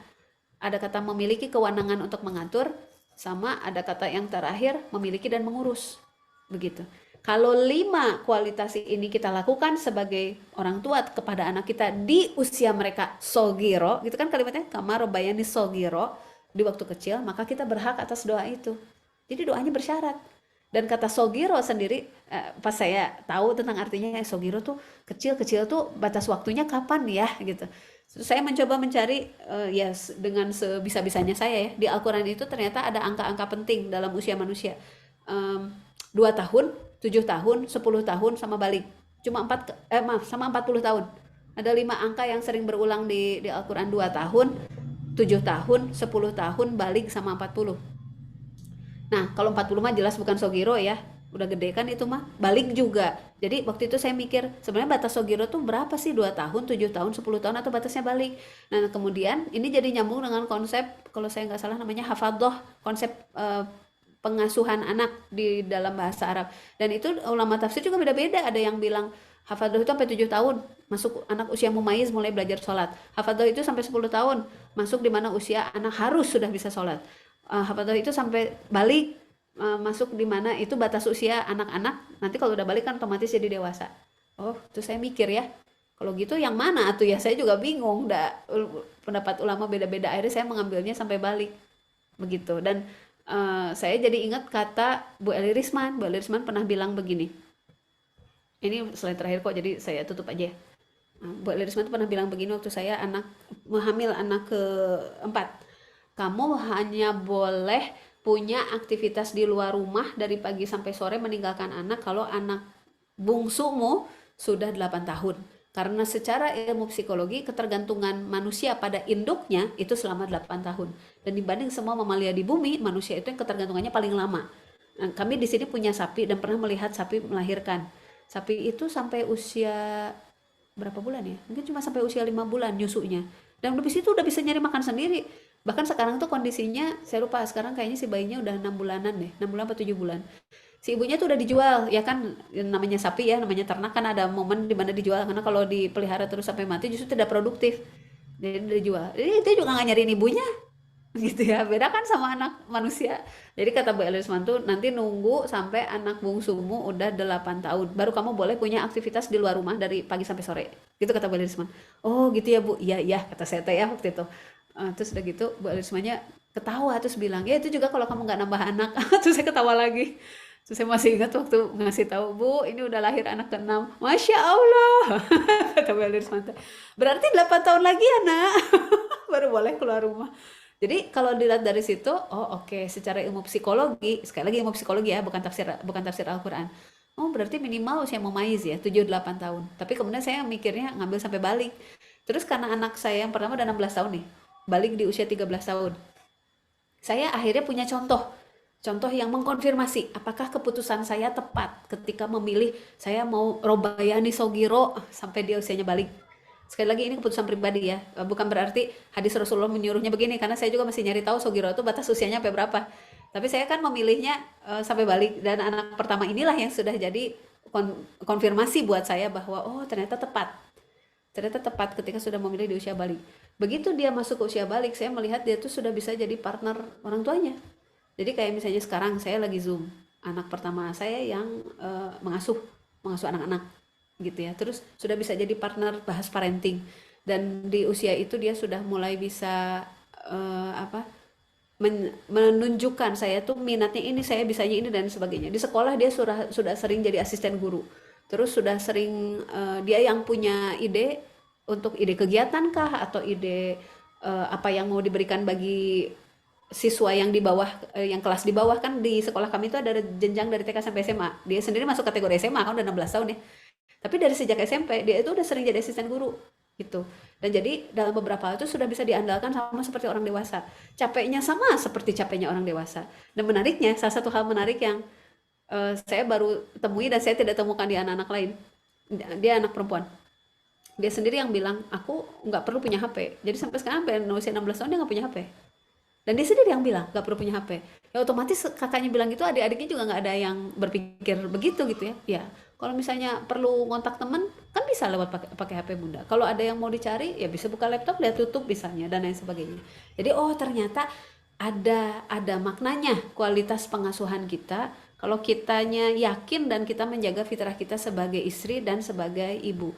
Dan mengapa saya tadi tadi ngambil porsi lama banget sebagai istri? Karena ternyata jauh lebih besar efek kita sebagai ibu itu dipengaruhi oleh relasi kita dengan suami dibanding oleh apa yang kita lakukan, ilmu-ilmu parenting yang kita praktekkan pada anak kita. Misalnya gini, kita mau mempraktekkan, oke, saya nggak akan marah lagi. Saya pokoknya mau bicara tuh yang asertif. Saya mau mendengar aktif. Saya mau berkata tuh bukan pakai emosi dan sebagainya. Itu akan jadi apa ya? Akan jadi batal. Akan tidak bisa dipraktikkan sama sekali. Kalau dalam hati kita kita lagi marah sama suami, pasti. Jadi dalam banyak momen saya akhirnya menangkap gitu ya setelah menyaksikan banyak keluarga termasuk di saya sendiri. Ternyata dalam banyak momen kita marah ke anak tuh sebenarnya adalah bentuk pelampiasan kita marah sama suami atau marah sama keadaan di mana kita nggak tahu gimana cara ngebenerinnya. Suami kita sebenarnya bisa berkontribusi untuk ngebenerin situasi itu, tapi somehow stuck gitu ya dan mentok nggak tahu harus gimana lagi, terus bikin emosi kita penuh. Itu membuat skala marah kita ke anak tuh tiba-tiba makin tinggi gitu. Mestinya misalnya anak kita tuh cuma numpahin air. Logikanya itu mungkin pakai marah level 1 juga cukup gitu ya. Anak paham bisa memperbaiki. Tapi sama pas pas marah tuh kayak wah gitu, tiba-tiba kita kayak monster gitu ya. Marah kita tuh skalanya level 9 tiba-tiba gitu. Soalnya kita bengong, kita sendiri bengong. Kenapa tadi kamu kita marahnya kayak gitu banget gitu ya. Kalau kita mereview itu seringnya di zaman ini balik ke topik trauma, unfinished business, inner child gitu ya. Saya pun mempelajari itu semua dan pernah ikut beberapa kali ikut trainingnya juga dengan Pak Asep Hairul Ghani yang mempopulerkan inner child di Indonesia. Dan saya mencoba mengamati begini, waktu pas lagi ikut training healing inner child dan dikasih tahu caranya dan sebagainya. Saya memperhatikan, saya pernah jadi peserta dan pernah jadi panitia, memperhatikan para orang-orang yang bertanya. Dan mereka punya punya benang merah di pertanyaannya tuh kesamaan. Saya jadi mentok bolak-balik di situasi itu because nobody helps me. Tidak ada orang yang menjadi jangkar saya pada dunia nyata. Sehingga saya tuh bolak-balik ketarik sama tarikan emosi saya di masa lalu gitu. Terus saya mencoba membayangkan gini, wow, berarti peran suami saya itu penting banget ya buat dia tuh menjadi jangkar buat saya kayak yang dia bisa menepuk pundak saya dan berkata, hey, the reality is now. Kenyataan di dunia kita tuh yang saat ini. Yang ada anak yang ada di hadapanmu itu tidak mewakili apa yang ada di masa lalumu. Coba menjejak di dunia nyata, lihat saya. Ini saya yang nyata sekarang. Ini anakmu nih yang nyata sekarang, bukan apa yang ada di masa lalumu. This is the here and now for us gitu. Inilah the reality for us. Dan ini tuh bahagia. Dan kalau saya membayangkan ya, kalau si orang-orang yang bertanya itu mereka punya satu orang aja yang bisa menjadi jangkar dunia nyata yang membuat mereka tuh tidak bolak-balik larut ke dalam tarikan emosi masa lalu. Dan saya mencoba membayangkan, oh ternyata hal yang ada di masa lalu itu juga jadi bisa sembuh gitu secara perlahan. Dan saya sering mengamati situasi seperti tadi di banyak keluarga. Akhirnya saya jadi membayangkan gini, memang kita harus jadi zauj buat pasangan kita. Pasangan kita harus jadi zauj buat kita. Dengan itulah kehidupan keluarga tuh kokoh. Kalau kehidupan keluarga itu kokoh, fitrah kita sebagai istri berjalan dengan baik, fitrah suami berjalan dengan baik, secara perlahan namun pasti fitrah kita menjadi bunda itu akan tumbuh seiring usia anak-anak kita. Pasti itu mah. Akhirnya saya jadi ketika saya bertemu dengan ibu-ibu yang, lu gimana ya saya punya utang pengasuhan, saya tuh sekian lama gak ngasuh anak saya dan sebagainya. Yang saya bayangkan sebagai juga seorang ibu, ada sekian tahun di mana fitrahmu sebagai bunda itu tidak terlatih di situ. Sehingga fitrahmu sebagai bunda mentok di situ, sementara anak bertambah besar. Ketika anak udah usia 11, 12, fitrahmu masihlah fitrah seorang ibu dengan anak usia 5 tahun. Kayak gitu loh. Jadi kita tuh mentok perkembangan fitrahnya karena kita tidak tumbuh seiring dengan pertumbuhan anak. Tapi ternyata untuk seorang perempuan bisa tumbuh seiring dengan pertumbuhan anak, ya dianya harus relate sama suaminya. Karena dengan itu juga sang istri dan sang suami itu tumbuh bersama, menjadi fitrah orang tuanya tuh baik terhadap sang anak. Ternyata tuh begitu. Makanya dari penjelasan saya tadi porsinya lebih besar topik fitrah sebagai istri, karena kalau nggak mulai dari situ, seringkali saya temui tetap aja tetap nggak bisa jadi ibu yang baik, tetap nggak bisa jadi ayah yang baik. Harus bermula dari pasangan suami istri yang baik. Dan kalau mengacu pada kehidupan para nabi-nabi besar, semuanya begitu. Begitu ya. Ini mohon maaf ternyata panjang banget ya, udah 10.38. Ya Allah maaf ya teman-teman, ternyata kelamaan. Ya baik, saya kembalikan lagi kepada Teh Lailani. Silahkan. Saya juga kayak apa, nggak bisa berhenti nyimak pemaparan dari Teh Elma yang luar biasa ya, banyak sekali pengalamannya. Kita harus belajar banyak kayaknya sama Teteh. Masya Allah, alhamdulillahirobbilalamin. Ya, kita udah dapat sharing dari Teh Elma nih materi hari ini yang Masya Allah bisa kita ambil banyak pelajarannya ya. Barangkali ada teman-teman yang mau ditanyakan kepada Teh Elma, mangga. Ada Teh Fitri, Teh Adi, Teh Ima, Teh Tika, Teh Enci, Teh Eri, Teh Indah, Teh Astrid. Barangkali ada yang mau ditanyakan kepada Teh Elma. Ya, ya Teh, Masya Allah ya tadi benar banget ya Teh, yang saya rasa gitu sekarang tuh kayak belajar gimana jadi ibu yang baik gitu, belajar parenting ini itu gitu dipelajari padahal sebenarnya ya tadi kata Teteh sendiri gitu. Jadi awal mulanya itu kita harus belajar bagaimana cara jadi istri yang baik gitu. Soalnya apa emang bener Kak, pas misalnya kita pengen apa ya, ada sesuatu yang tidak bisa disampaikan misalnya atau ada unek-unek sama suami atau apa, jadi emang bener kayak kerasanya kan nggak bisa marah nih kan ke misalnya ke suami nggak bisa belum bisa berkomunikasi gitu. Nah kadang jadi emosinya tuh sama anak-anak gitu. Betul kerasa banget gitu Teh. Jadi emang yang harus diperbaiki itu pertamanya relasi kita dengan suami ya Teh, hubungan kita dengan suami gitu. Jadi kan kata Teteh juga tadi kita tidak bisa menjadi ibu yang baik kalau kita belum bisa menjadi istri yang baik buat suami gitu ya.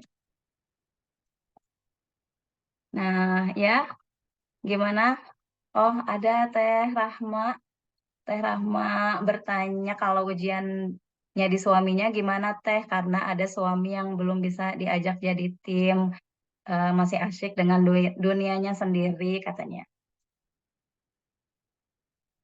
Ya, pertama memang di zaman ini tuh banyak hal yang bisa menyedot orang sibuk sama dunianya sendiri, sebenarnya gitu ya. Dan faktanya adalah kalau seorang suami kayak apa ya, sekian persentase waktunya itu lebih banyak untuk dunianya sendiri, sebutlah untuk dirinya sendiri, tapi nggak banyak persentase waktu untuk istri sama anak. Artinya secara pemahaman memang masih perlu diluruskan ya. Artinya belum paham bahwa tugas utama seorang laki-laki itu bukan di kerjanya, tapi di mengurus keluarganya dan mendidik istri gitu. Nah, adapun tentang pekerjaan sebenarnya ini saya minjam kalimat suami saya. Buat seorang laki-laki, laki-laki itu perlu menyadari bahwa pekerjaan itu cuma sistem penopang, bukan itu yang utama. Nah, jadi kalau sekarang posisi kita sebagai istri nih, kalau istri mau ngasih tahu suami, jangan sampai kitanya malah menceramahi atau menggurui. Kalau kayak gitu mengesankan seperti kitanya yang lebih tahu, kita yang lebih lebih tinggi posisinya daripada dia. Makanya memberitahu. Padahal semestinya eh, posisi kita kepada beliau itu kan sebagai subordinat. Jadi ada ordinat atau subordinat. Kan beliau pemimpinnya. Maka kita sebagai yang dipimpin, pertama kita menunjukkan saya siap untuk dipimpin. Cara menunjukkannya gimana? Apapun instruksi dari suami, kalau selama itu sesuai syar'i, ikuti. Ketika suami mendapati, istri saya tuh manut ya, apapun yang saya sampaikan tuh dipercaya, diikuti. Wah, kalau kayak gitu, dia benar-benar siap untuk mendukung saya, siap jadi anggota tim saya. Artinya apapun keputusan-keputusan yang mau saya berikan, pasti istri saya itu akan ikut.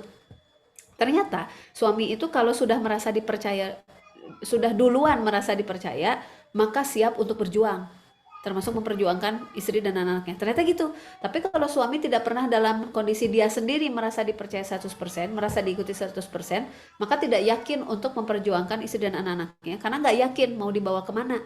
Kalau saya bawa ke sini, emang mereka bakal ngikut. Nah, ternyata tuh gitu ya kegundahannya laki-laki. Ini saya tahu bukan sayanya ngarang-ngarang, tapi saya mengamati para suami istri yang curhat ke kami dan mengamati si suaminya gitu ya. Dan menariknya ya kalau laki-laki ketemu sama laki-laki, ini nggak ada perempuan ya. Laki-laki itu semuanya ngomongin keluarga. Keluar loh aslinya semua. Artinya keluar aslinya itu gimana? Apa kegundahan mereka, kegelisahan mereka tentang keluarga, bagaimana kebingungan mereka mendidik istri, bagaimana kebingungan mereka mendidik anak. Oh ternyata tuh ada dalam pikiran mereka. Kitanya aja yang nggak tahu karena memang suami tidak selalu bisa menceritakannya kepada kita. Nah, karena posisi suami itu sebenarnya adalah pemimpin, maka posisi kita selalu siap untuk ngikutin, selalu percaya. Dan ibaratnya gini, kalau suami ngasih instruksi, kita tuh bukan bertanya dulu, bukan mempertanyakan dulu, maksudnya gini, emang kenapa gitu harus ngerjain itu, misalnya itu mempertanyakan namanya. Ikuti aja dulu. Ketika di tengah jalan kita mengikuti terus kitanya bingung, terus kita bertanya, mau nanya dulu, tadi tuh disuruh ini tuh untuk apa ya, nah misalnya gitu. Tapi ikuti dulu, gestur kita selalu gestur mengikuti. Kalau kita sudah menunjukkan gestur itu, terus suami sudah merasa dipercaya dan diikuti, biasanya dari situ suami merasa saya ditinggikan, saya dipercaya, maka saya nggak boleh main-main. Saya harus memperjuangkan dia, sang istri, karena dia pun mau memperjuangkan hidupnya untuk mengikuti saya gitu. Jadi kita setting dulu situasinya supaya suami merasa diikuti. Jangan langsung ke suamiku, "Bu ya kamu tuh berperan dong sebagai suami, berperan dong sebagai sebagai ayah dan sebagainya." Kalau kita langsung ngasih tahu apa yang salah dari suami kita, egonya duluan yang akan keluar. Umumnya laki-laki tuh kayak gitu. Jadi kalau dikasih tahu sama istri dulu, dikoreksi dulu, dikritik dulu, maka akan egonya dulu yang keluar. Umumnya kalimatnya adalah, saya tuh udah berkorban loh buat keluarga kita, saya tuh udah kerja, udah gini gini gini gitu kan. Terus nanti abis itu sang istri akan bilang, aku juga udah berkorban buat keluarga kita, aku udah ngurus anak, ngurus rumah gini gini. Ada semua jadi hitungan gitu ya. Nah, jadi mulainya dari situ dulu. Kedua, kalau sebisa mungkin sang istri lah yang mencari teman-teman yang baik untuk suaminya. Jadi kalau bilang sibuk dengan dunianya sendiri, pasti sang suami punya teman-teman yang juga menambah sang suami makin kesedot ke dunianya sendiri kan gitu ya. Jadi sang istri membantu mencarikan teman-teman laki-laki lain yang kira-kira bisa mengajak untuk menjadi ayah yang baik. Dan yang dibayangin itu bukan, oh kayaknya aku harus nyari ustadz yang bisa ceramahin suami saya. Bukan gitu. Misalnya di tetangga, di lingkungan pertetanggaan kita lihat yang mana ya suami istri yang kompak, yang mana ya suami istri yang kayaknya tuh adem ayem gitu ya. Coba tak kenalin gitu ya. Saya berkunjung ke sana, kenalan sama istrinya. Misalnya kita ngobrol gitu, so, Mbak, boleh nggak masnya kapan-kapan ngobrol sama suami saya gitu. Nanti si masnya yang ngajak, si masnya yang datang ke rumah kita, ngajak ngopi misalnya, ke suami kita, kita main dulu keluar, kita ngopi dulu di luar yuk, kita ngobrol-ngobrol gitu. Nah kayak gitu, jadi ciptakan lingkungan pertemanan baru di mana suami kita tuh akan mendapat banyak pengaruh baik dari laki-laki lain yang sudah lebih dulu menjadi suami yang baik dan ayah yang baik gitu. Jadi si suami itu jadi dapat role model karena sering ngobrol. Kalau suami saya sering menyarankan gini, coba deh perhatiin, apakah suami ibu itu sering sholat 5 waktu di masjid. Kalau belum, coba diajak sering 5 waktu di masjid. Kenapa? Umumnya yang datang rajin 5 waktu ke masjid itu para bapak-bapak yang sepuh kan ya. Nah, kalau bapak-bapak sepuh rajin sholat 5 waktu di masjid, berarti ini bapak-bapak yang ingat akhirat kan ya. Nah, berarti logikanya di rumah itu punya keluarga yang relatif baik, dan berarti dengan pasangannya juga relatif baik. Nah, coba berguru pada mereka. Jadi kalau laki-laki sering sholat 5 waktu di masjid, sering ketemu sama bapak-bapak semua, akhirnya saling kenal kan, akhirnya saling ngobrol tentang keluarga kan gitu. Oh dek tinggal di mana? Pasti manggilnya dek gitu ya, karena masih muda misalnya suami kita. Oh saya tinggal di sini bu, tinggal di sini pak, udah punya anak, misalnya usia sekian. Oh gitu ya, usia lagi lucu-lucunya. Saya masih ingat tuh cucu saya waktu usia segini gitu kan ya. Atau anak saya tuh waktu usia segini, zaman itu tuh wah saya sama istri tuh lagi sangat berjuang begini-begini. Nah suami itu perlu dapat banyak cerita begitu gitu ya. Jadi pertama tadi dari kitanya pokoknya bersikap mengikuti instruksi, percaya 100% sehingga si suami sendiri yang akhirnya menyimpulkan bahwa istri saya itu siap untuk diajak kemanapun. Kedua, kitanya yang memilihkan pertemanan suami, terus ajak suami juga sholat 5 waktu di masjid, dan ngajaknya tuh bukan, boy kamu tuh sholat 5 waktu tuh di masjid gitu ya kayak bapak-bapak ya, bukan kayak gitu. Kita misalnya tiap kali mau azan gitu ya, mas ini sajadahnya udah aku siapin, baju kokonya udah aku siapin, ini sisinya dan sebagainya. Berulang kali kayak gitu si suami mikir, kayaknya istri saya tuh pengen saya tuh sholat 5 waktu di masjid ya. Oh oke gitu. Terus semuanya udah disiapin, udah dimudahkan. Motornya udah aku panasin misalnya gitu ya. Ini kuncinya, ini, wah semuanya udah disiapin. Jadi tinggal si istri itu tinggal, oh, udah siap kok semuanya gitu. Jadi si suami ngerasa, wow saya tuh sangat dimudahkan dan didukung. Kalau yang misalnya asalnya kayak, apa sih gitu terus nyindir ya. Lama-lama bukan ngerasa tersindir, lama-lama ngerasa iya ya, udah kurang baik apa sih saya tuh nyiapin semuanya gitu. Ini tinggal waktunya sayanya yang mau. Nah, kayak gitu. Jadi mudah-mudahan dengan begitu jadi bisa lebih lancar. Setidaknya dari pengalaman mendengar suami saya ngobrol sama para laki-laki lain, ternyata itu yang paling diharapkan. Cara-cara seperti itu. Gitu ya, saya kembalikan lagi kepada Teh Lailani. Monggo kalau ada yang mau ditanyakan atau ditanggapi atau mau cerita atau menyeletuk apa aja deh, bebas. Mumpung kita masih ngumpul di sini bareng-bareng. Ada yang barangkali ada yang mau raise hand?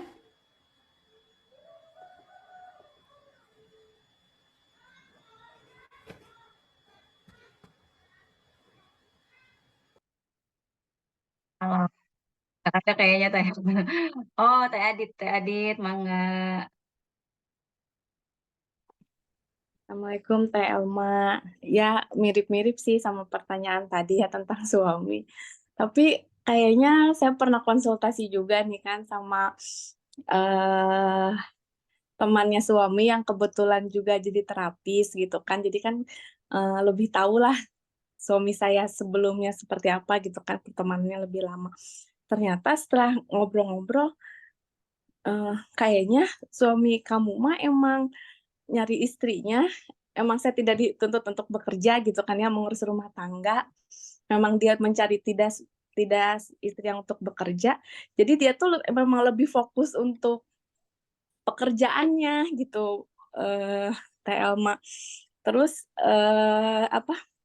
Saya juga kan kayak hari pertama sekolah gitu kan ya kemarin pada cuti apa gitu kan ya, sengaja gitu kan ya, dia cuman, "Ayah jangan langsung ke kantor ya, ini dulu sebentar," gitu kan ya, dia juga udah mau pergi pergi, "Please dong sebentar dulu, sampai masuk dulu, sampai lihat dulu," gitu kan ya. Tapi setelah saya lihat lagi, oh ternyata dia dulu pernah cerita, saking ayahnya tuh pergi pagi, pergi sebelum ayah subuh gitu sampai pulang larut malam, sampai, apa, menyangka kalau ayahnya tuh bukan ayahnya gitu, omnya, apa kakeknya gitu kan ya.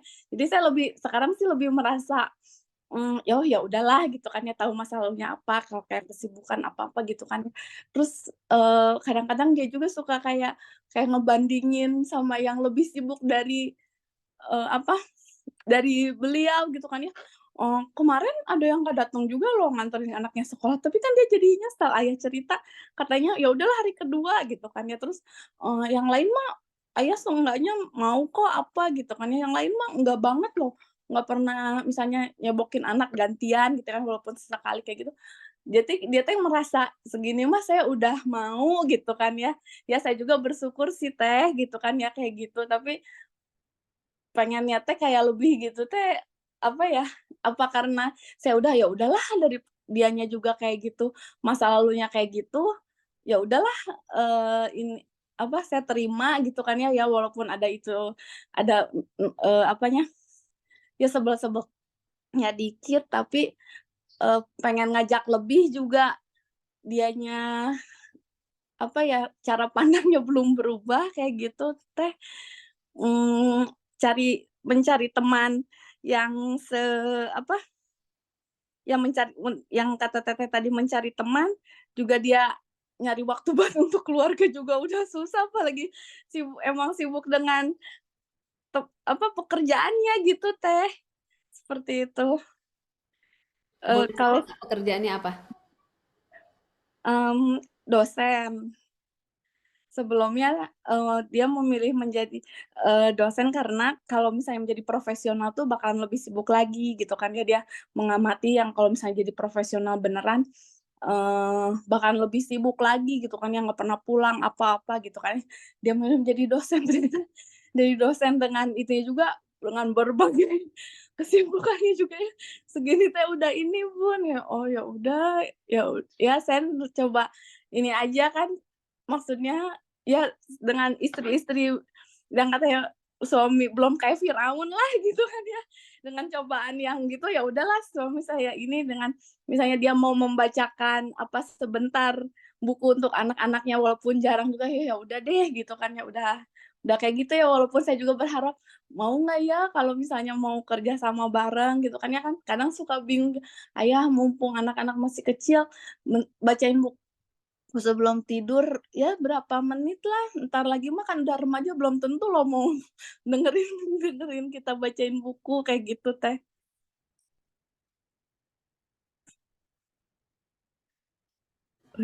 Baik, saya langsung tanggapi ya. Ini nanti kalau Teh Adit ada yang mau ditanggapi dari tanggapan saya langsung aja ya. Dan mudah-mudahan runut nih karena tadi kepikiran beberapa hal. Pertama, hmm, Sebentar, saya menduga Teh Adit anaknya masih kecil ya? Benar nggak ya? Usia berapa ya? 9, 7, 3 sama baru mau lahir nih Teh yang keempat. Masya Allah, Alhamdulillah, Alhamdulillah. Barokallah ya Teh ya. Ya, eh,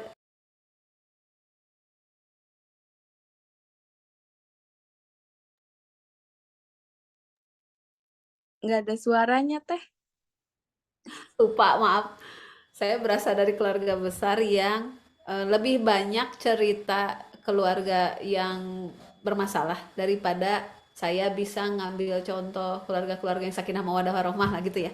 Karena mengamati itu semua, akhirnya mulai menangkap beberapa gejala dari kecil sampai besar tuh kayak apa ya? Kayak mendata gejala-gejala apa saja yang biasa muncul sebelum konflik gitu. Jadi ibaratnya kayak kalau ada orang meneliti badai topan, dia mulai meneliti ada perubahan suhu terjadi di H- berapa, nah kayak gitu. Saya tuh mulai mengamati seperti itu dari kecil. Terus saya mendapati ada satu benang merah yang sama yang terjadi di hampir semua keluarga yang akan berkonflik, apapun bentuk konfliknya, apapun topik konfliknya, setinggi apapun itu, tapi ada benang merah yang sama di awalnya, yaitu pertama saling menuntut. Menuntut itu ibaratnya gini, saling menuntut tuh saya minta kamu melakukan ini, kalau kamu melakukan ini maka saya puas gitu. Terus si pasangannya juga bilang gitu. Nanti ketika itu sudah disampaikan, biasanya si pasangannya tuh akan menanggapi, kan saya juga udah melakukan ini gitu. Memang itu nggak cukup, nah gitu. Pola-pola seperti itu sering terjadi di awal konflik. Jadinya dari situ saya mikir gini, apa ya yang salah sehingga kok kalimat-kalimat seperti itu sering ujungnya nanti ke arah konflik yang lebih besar. Kalau tidak ada salah satu yang bilang ya udahlah gitu, dan kalimatnya itu adalah ya udahlah gitu ya, dengan kalimat kayak saya nggak tahu harus gimana lagi, udah berhenti aja lah yuk daripada diterusin gitu. Tapi ya udahlah, artinya kalau kalimatnya ya udahlah, nanti berikutnya akan terjadi lagi, karena pada dasarnya si penyebab kalimat tadi terjadi antara pasangan suami istri itu nggak pernah dibahas. Makanya nanti itu kejadian lagi dan ujungnya ya udahlah gitu lagi. Terus saya mencoba mencari tahu mengapa ya kok kalimat-kalimat seperti tadi itu muncul, yang mana saya temui itu tuh umum banget, bahkan di keluarga yang akhirnya tidak jadi konflik juga kalimat-kalimat itu tuh ada. Sebenarnya kalimat itu sehat apa enggak ya gitu, saya mencoba berpikir. Terus saya membayangkan begini, dari ceritanya Rasulullah, ternyata Rasulullah nggak pernah ngomong kayak gitu sama istrinya juga nggak pernah ngomong gitu. Terus mencari tahu lagi dari kisah nabi-nabi yang lain, sama nabi-nabi yang lain juga nggak pernah ngomong kayak gitu. Mungkin ada yang istrinya tidak beriman juga ada yang ngomong kayak gitu gitu ya. Dan di situ saya mikirnya, oh berarti ketika kita menikah, fokus kita adalah memberi, kita menerima, dan yang kita terima itu apapun yang diberikan oleh pasangan kita, tapi kita meyakini yang kita terima itu adalah bentuk kebaikan dari Allah gitu. Nah kalau kita merasa misalnya seperti gini, misalnya apa ya, kalau saya di Jogja, karena saya di Jogja contohnya relevan ya. Kalau di Jogja kan dipimpin sama sultan ya, semua udah tahu ya, bukan sama gubernur. Kalau gubernur kan dipilih ya oleh pemilu gitu, tapi kalau di Jogja itu kan oleh sultan secara turun temurun, dan akhirnya warga itu melihat sultan seperti sosok raja, walaupun nggak seperti kerajaan di apa ya, mungkin logikanya yang sekarang kerajaan terkenal Inggris misalnya ya, dengan kerajaannya itu kan seperti kalau kerajaan itu gimana banget gitu ya, sampai ke hal-hal tertentu ditutupi ya. Kalau di Jogja nggak sampai seperti itu, sebenarnya perilakunya sama seperti ke masyarakat yang di ini tuh dihormati lah seperti itu. Nah terus saya pernah ditanya begini sama bukan saya yang ditanya, ada teman saya datang ke rumah ditanya sama Kang Firman setelah mereka bercerita, kalau kamu dikasih tanah misalnya sama atasan kamu nih, ada tanah dikasih buat kamu, kamu merasa bagaimana? Wah seneng lah gitu ya, merasa terhormat gitu ya. Oke, sekarang ganti, yang ngasihnya itu bukan atasan kamu tapi sultan gitu ya. Sultan mempercayakan sebuah tanah dikasihin ke kamu, bagaimana perasaan kamu? Hah, ya jauh lebih terhormat lah gitu ya, kata si teman saya itu gitu. Jadi ternyata siapa yang memberi itu membuat itu menjadi spesial. Kalau kita melihat apapun yang diberikan oleh suami kita adalah bentuk pemberian dari Allah, maka kita akan merasa apapun yang dilakukan suami kita itu spesial. Tuh, itu pertama itu dulu. Jadi ternyata kita mempersepsinya bukan dari berdasarkan yang ngasih adalah suami kita, tapi yang ngasih itu sebenarnya Allah melalui suami kita.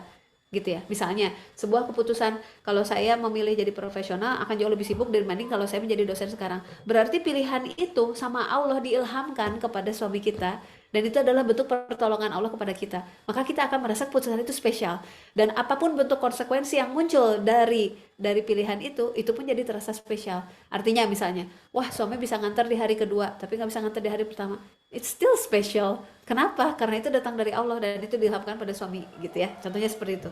Jadi kita mulai mengubah persepsi kita tentang apa yang datang dari suami itu bukan semata datang dari sesosok manusia itu, tapi itu diperjalankan oleh Allah. Suami kita lagi jadi alat yang dipakai oleh Allah untuk ngasih pemberian kepada kita. Maka pemberian itu jadi spesial karena itu datang dari Allah. Kalau kita melihat semua yang datang dari pasangan kita ada pemberian dari Allah dan itu spesial, maka bawaan kita adalah selalu bersyukur dan berterima kasih. Bersyukur dan berterima kasih. Itu makanya ayat yang ada di awal Al-Quran itu adalah Alhamdulillahirabbil alamin di Al-Fatihah. Allah mengajarkan kepada kita untuk bersyukur, berterima kasih. Bersyukur, berterima kasih. Itu termaktub dalam kata hamd. Alhamdulillahirabbil alamin. Karena kalau kata bersyukur kan kalimatnya syukron, syukur gitu ya. Kalau berterima kasih kalimatnya mirip seperti yang jazakillah khair gitu ya. Asal katanya dari situ. Bukan pakai kata hamd. Hamd itu bersyukur, berterima kasih. Bersyukur, berterima kasih kepada Allah. Nah, bentuk kita bersyukur, berterima kasih kepada Allah dimanifestasikan bagaimana kita bersyukur dan berterima kasih atas apapun yang suami kita lakukan pada kita. Jadi kita bawa aja jadi nggak hitungan. Ternyata keluarga yang nggak hitungan karena selalu mensyukuri dan berterima kasih apapun yang diberikan oleh pasangannya, terutama di highlight nih di hadis Rasulullah. Saya lupa kalimat hadisnya gimana, saya cuma ingat potongannya. Penghuni neraka salah satunya adalah istri-istri yang tidak bersyukur kepada suaminya. Kalimat itu gitu. Itu karena suka mikir ya, kenapa nggak ada kalimat istri yang bersyukur, penghuni neraka dan suami yang tidak bersyukur pada istrinya gitu ya. Itu ceritanya hati saya tercabik gitu ya membaca hadis itu. Kok kalimatnya istri yang tidak bersyukur pada suaminya sih? Kok nggak ada kalimat suami tidak bersyukur pada istrinya? Ternyata dalam relasi suami istri jauh lebih sering terjadi istri tidak bersyukur pada suaminya. Kalau suami yang tidak mendidik istrinya, ya salah suaminya juga. Kan di sesi minggu lalu dibahas kan ya, seorang laki-laki itu kalau mau masuk surga, bukan mau masuk surga, maksudnya ketika dihisab, dia dihisab atas dirinya dan 4 perempuan di sekitarnya. Makanya capek jadi laki-laki teh gitu ya, karena hisabnya kita akan mempengaruhi suami kita. Jadi kalau kita mempersepsi semua yang datang dari suami adalah pemberian dari Allah, maka kita akan bersyukur dan berterima kasih kepada Allah, dan kita juga bersyukur dan berterima kasih pada suami kita. Sekarang coba bayangkan begini, Nabi Ibrahim itu tidak pernah datang di hari pertama sekolah anaknya, tentu saja ya. Bahkan tidak datang di 5 tahun pertama anaknya, tidak hadir sama sekali, tidak hadir ya mungkin kalau nggak salah kan usia anak itu udah mumayyiz ya, ketika Nabi Ibrahim datang. Ada yang mengatakan usianya sudah balik, ada yang mengatakan usia mumayyiz, berarti sekitar 7-15 lah di usia itu.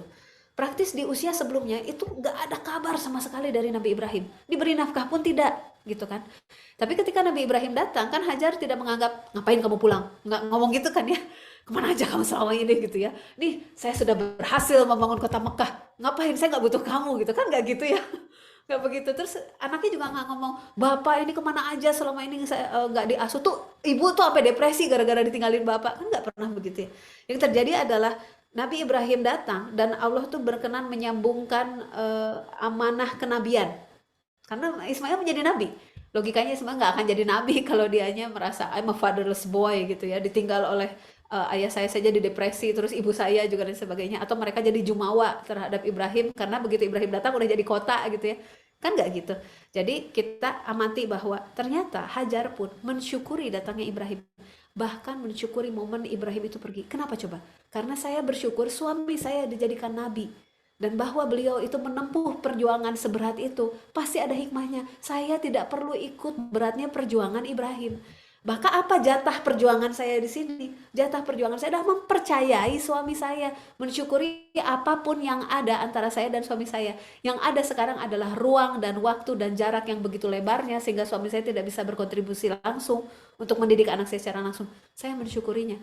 Maka ketika suaminya datang disambut dengan bahagia. Sekarang waktunya kamu bisa berkontribusi. Coba bayangkan apa rasanya ketika yang diajak ngobrol duluan itu, ini ceritanya Hajarnya bukan Hajar ya, ceritanya saya yang ada di posisi itu. Ketika Ibrahim datang, terus Ibrahim bercerita kepada Ismail, terus Ismail menjawab, maka saksikanlah saya termasuk golongan orang yang sabar, lakukanlah wahai ayahku gitu ya. Terus udah gitu dibawa kan kalau saya tidak salah tahu itu Hajar tuh belum tahu. Ini ceritanya di posisi Hajar itu adalah saya, bukan Hajar.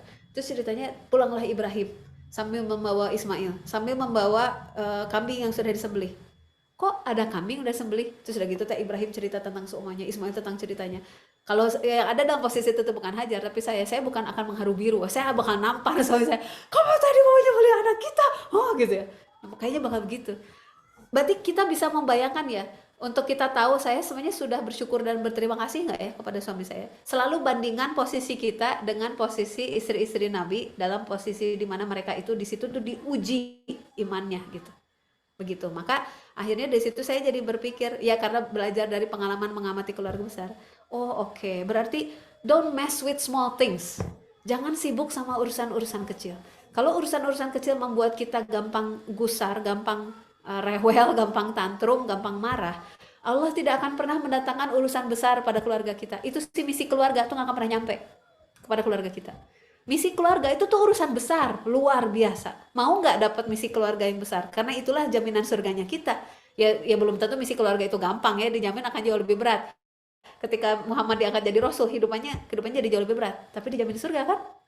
Begitu. Dan Khadijah dijamin surga, bahkan dikatakan sebagai pemimpin surga. Artinya kehidupan kita akan, di dalam kehidupan keluarga kita, Allah itu sudah menjatahkan sebuah misi keluarga yang akan membuat keluarga ini nanti masuk surga semuanya gitu. Tapi misi keluarga ini nggak akan pernah dikasih ke keluarga ini, karena ini adalah sebuah urusan besar. Urusan besar tidak akan pernah didatangkan ke keluarga ini kalau sibuk sama urusan-urusan kecil. Saya punya 6 anak bersama suami, jadi dari situ saya belajar untuk nggak ngeributin urusan kecil, karena mengamati dari perjalanan keluarga besar, sibuk urusan kecil dan kemudian saya menuntut ini ke kamu, kan tapi kan saya sudah melakukan ini, kok kamu gini gitu. Urusan-urusan kecil, remeh temeh, urusan rumah, urusan sehari-hari. Saya mencoba untuk melatih diri tidak melakukan itu, padahal saya tahu di mana-mana juga ibu-ibu tuh melakukan itu. Ini namanya menahan diri itu untuk menutup mulut ya, nggak ngomongin, nggak ngeributin, itu tuh berat loh, luar biasa. Apalagi saya tidak punya pengalaman menyaksikan istri yang sabar untuk nggak ngeributin itu. Tapi saya menyaksikan juga ada banyak keluarga yang akhirnya dapat tuh urusan-urusan besar, kepercayaan besar dari Allah. Dan ketika saya menyimak obrolan mereka, suami istri yang sedang menjalankan misi keluarga dengan tugas yang sangat berat itu, mereka nggak pernah ngobrolin nggak pernah ngeributin hal kecil. Oh, berarti saya nggak usah ngeributin ketika suami saya nyimpan anduk basah di kasur. Ya udah, saya ambil aja. Kalau misalnya saya merasa tidak nyaman, saya juga akan jujur. Saya nggak nelen perasaan gitu ya. Jadi saya akan bilang, misalnya setelah 10 kali terulang, misalnya saya bilang, Kang, tadi pagi ada anduk basah yang akan pakai di kasur. Oh iya, kata suami saya, pasti bakal ngaku ya, mau enggak, itu bukan anduk saya, itu mana kecil yang gitu ya. Terus udah gitu saya misalnya bilang, sebenarnya itu udah ke-15 kalinya Kang terjadi. Hehehe gitu ya. Terus udah gitu, Kang sebenarnya saya tuh ngerasa capek kalau ada anduk itu di kasur. Itu adalah informasi kita memberitahukan perasaan kita atas kejadian itu. Terus habis itu, Kang boleh nggak kalau habis mandi, kalau Akang nggak bisa nyimpan anduknya di jemuran, panggil aja saya, jadi bisa saya ambil langsung begitu keluar kamar mandi, jadi si anduk basah nggak pernah nyampe ke kasur. Oh, bisa, itu kan kata suami. Jadi kita belajar ketika merespon suami, termasuk untuk hal-hal yang kita tidak nyaman, kita ceritakan dulu faktanya, ceritakan perasaan kita, baru ceritakan pendapat kita. Ketika cerita perasaan, buat diri kita berjarak dari diri kita. Jadi kayak, ternyata saya itu merasa begini ya Kang, pas ada kejadian itu. Jadi kita tuh sedang memberi data informasi, bukan gini. Begitu anduk kotor ada di kasur, cik atulah Kang, eta anduk kotor, dinya deui. Gitu. Jorok banget sih kamu tuh jadi suami, nyimpen anduk aja nggak bisa gitu ya. Atau ngambil terus marah, terus kita ngedumel seharian. Abis gitu 10 tahun berikutnya kita cerita ke anak kita, bapak butuh dulu ya, nyimpen anduk basah aja nggak bisa, harus sama bunda. Kita nggak mau jadi istri kayak gitu. Jadi kita ngomong sama suami, tapi yang diceritakan faktanya dulu. Terus ketika kita cerita tentang perasaan, bukan aku tuh capek loh mas, gini-gini, bukan gitu. Tapi ternyata kejadian itu tuh membuatku capek ya gitu. Dengan nada kita tuh netral aja, biasa. Dan itu membuat suami kita langsung nangkap informasinya. Cukup dengan 3 kalimat, ceritain 1 kalimat faktanya, 1 kalimat perasaannya, 1 kalimat pendapat kita. Clear, habis itu kejadiannya jelas. Terus misalnya kejadian berikutnya lagi, hampir terjadi si anduk basah mau dilempar ke kasur, terus suami itu bisa ketawa ngeliat kita, iya kan, udah minta ya supaya manggil ini anduknya gitu. Nah ketika kita terima handuknya, kita mempersepsi, wah suami saya sudah bisa bekerja sama dengan saya. Apa respon kita? Bersyukur, berterima kasih, bersyukur, berterima kasih. Coba kalau kita runut seluruh pengorbanan suami kita buat kita tuh dari angka 1 sampai 100, bisa jadi yang terjadi sebenarnya 150 angka. Begitupun sebenarnya kita sudah bisa jadi sudah melakukan 150 pengorbanan untuk suami kita, bisa jadi begitu. Cuma maksud saya ada perbanyaklah mengingat kebaikan. Dengan begitu kita banyak bersyukur. Kalau hidup kita di rumah kita diisi dengan banyak mengeluh, apalagi mengeluh dengan hal-hal kecil, Allah tidak akan pernah mendatangkan hal-hal besar. Begitu. Nah, terus jadi gimana cara ngurus hal-hal kecilnya? Pakai cara yang tadi. Jangan ditelan sendiri, nggak boleh, karena namanya saling percaya. Itu artinya kita tuh firm 100% percaya pada suami. Itu sudah tidak ada pertanyaan, keluhan dan apapun tentang suami. Jadi ketika kita menatap tuh benar tatapan saling percaya dan tatapan penuh kasih sayang. Ini sebagai contoh, sebagai gambaran. Dalam kehidupannya Aisyah, kehidupan pernikahan Aisyah dengan Rasulullah, pernah ada kejadian Aisyah itu difitnah. Mungkin teman-teman tahu ceritanya ya. Aisyah itu pulang balik ke rombongan, ditemani oleh seorang laki-laki yang kemudian dari situ fitnah berkembang. Ketika fitnah itu berkembang, Aisyah tidak tahu karena Aisyah lagi sakit. Jadi begitu sampai di rumah, Aisyah tuh dalam kondisi sakit, Aisyah tuh bed rest gitu. Nah, biasanya kalau Aisyah sakit, yang 100% full 24 jam mendampingi dan merawat itu Rasulullah biasanya. Tapi kali ini tidak. Itu aja membuat Aisyah bertanya, kok bukan Rasulullah yang merawat saya? Kok ada seorang khodimat gitu yang merawat saya? Dan khodimat itu sangat dekat sama Aisyah. Dan ketika Rasulullah itu datang, Rasulullah itu hanya menjenguk, nggak lebih dari 5 menit pulang lagi. Dan nggak langsung bertemu sama Aisyah, bertemunya sama khodimatnya. Bagaimana Aisyah hari ini? Terus nanti khodimatnya ngasih progress report gitu ya. Terus gitu, oh baik, udah aja Muhammadiyah teh pulang lagi, pergi lagi gitu. Begitu terus. Dan Khadijah di tengah kondisi bed rest dan pusing dan lain sebagainya tuh mulai berpikir ada apa ya kok tumben gitu. Tapi nggak suuzon apa-apa karena belum tahu ada fitnah apa berkembang di luar. Nah, bisa jadi kalau kita tidak tahu bagaimana relasi Rasulullah sama Aisyah, orang akan mengira oh itu Muhammad itu lagi pundung, jadi nggak mau ketemu sama istrinya. Tunggu dulu, levelnya Rasulullah mah dalam mengelola emosi nggak kayak kita yang pundungan gitu ya, nggak akan begitu. Apa yang sebenarnya terjadi? Rasulullah sama Aisyah itu bisa saling tahu pikiran dan perasaan satu sama lain dengan hanya saling menatap. Saking dekatnya mereka berdua. Dan Rasulullah begini tuh sebenarnya ke semua istri, tapi menjadi khas untuk Aisyah. Itu makanya Aisyah itu dengan kecerdasan luar biasa bisa menuangkan sekian hadis. Jadi Aisyah itu bisa merekam kejadian itu sampai ke kalimat Rasulullah tuh merasa apa, berpikir apa, melakukan apa dalam hadis tuh bisa. Kenapa? Karena dengan hanya saling menatap aja langsung tahu pikiran dan perasaan gitu. Jadi Rasulullah itu menjaga Aisyah supaya tidak melihat kegelisahan di mata Rasulullah. Makanya Rasulullah memilih jangan saya yang merawat istri saya, biar khodimat aja. Dan saya hanya akan ngomong dengan khodimat itu 5 menit saja. Karena lebih dari 5 menit, Aisyah sudah mulai bisa membaca kayaknya there's something wrong. Makanya suami saya lama ngobrol di sana dan gak mau ketemu sama saya. Jadi benar-benar berusaha mencegah itu. Saking dekatnya mereka. Kita udah jadi suami istri seperti itu apa belum? Bagaimana bisa jadi suami istri seperti itu? Kalau dalam interaksi dengan suami, kita akan masih sering mempertanyakan hal-hal kecil dengan suami. Dan saya perlu mempertegas begini, sama sih suami juga saya akan ngomong kayak gini juga kok ke laki-laki. Tapi ngomong kayak gini kan gak usah dititipin ke istri gitu ya. Ngomong aja langsung gitu ya antara suami sama suami gitu. Satu hal juga yang perlu kita ingat, kita hidup di zaman sosial media, dimana kita jadi dapat gambaran bagaimana para suami lain di luar sana, karena ada banyak para istri yang rajin ngupload atau para suami yang rajin ngupload gitu ya, sehingga kita ngebayangin wah ini ada orang, ada suami istri, si istrinya baru melahirkan, si suaminya teh ngelapin keringet, nyuapin, gantiin popok, begadang dan sebagainya. Wow gitu ya, itu betapa kayak gitu tuh suami yang keren ya gitu. Dan kita dibombardir dengan standar-standar itu. Padahal itu ya suami orang lain. Kalau Anda mau suami kayak gitu ya nikahlah sama dia gitu ya, nggak usah nikah sama suami yang ini gitu kan ya. Nah, tapi kan kita dikasih suami yang ini, artinya ada kebaikan dari suami yang ini yang pasti suami itu mah nggak punya gitu. Jadi kalau kita terlalu ngukur segala sesuatu hal-hal yang remeh dari apa yang saya tahu suami yang baik itu begini loh, suami yang baik itu kayak gini, kita jadi gagal mengobservasi suami sendiri gitu. Jadi kita amati aja dulu suami kita. Sebagai contoh gambaran begini, dari 6 kali saya melahirkan, suami saya nggak pernah ikut begadang malam hari untuk ganti popok. Itu faktanya. Dan sampai sekarang saya tidak pernah mempersepsi itu sebagai hal yang buruk. Dan suami saya sering bilang, iya aku tuh nggak pernah ikutan begadang, kamu terus yang begadang. Saya tahu dia merasa bersalah, itu udah cukup buat saya gitu. Saya capek apa enggak pas begadang? Iya, iya.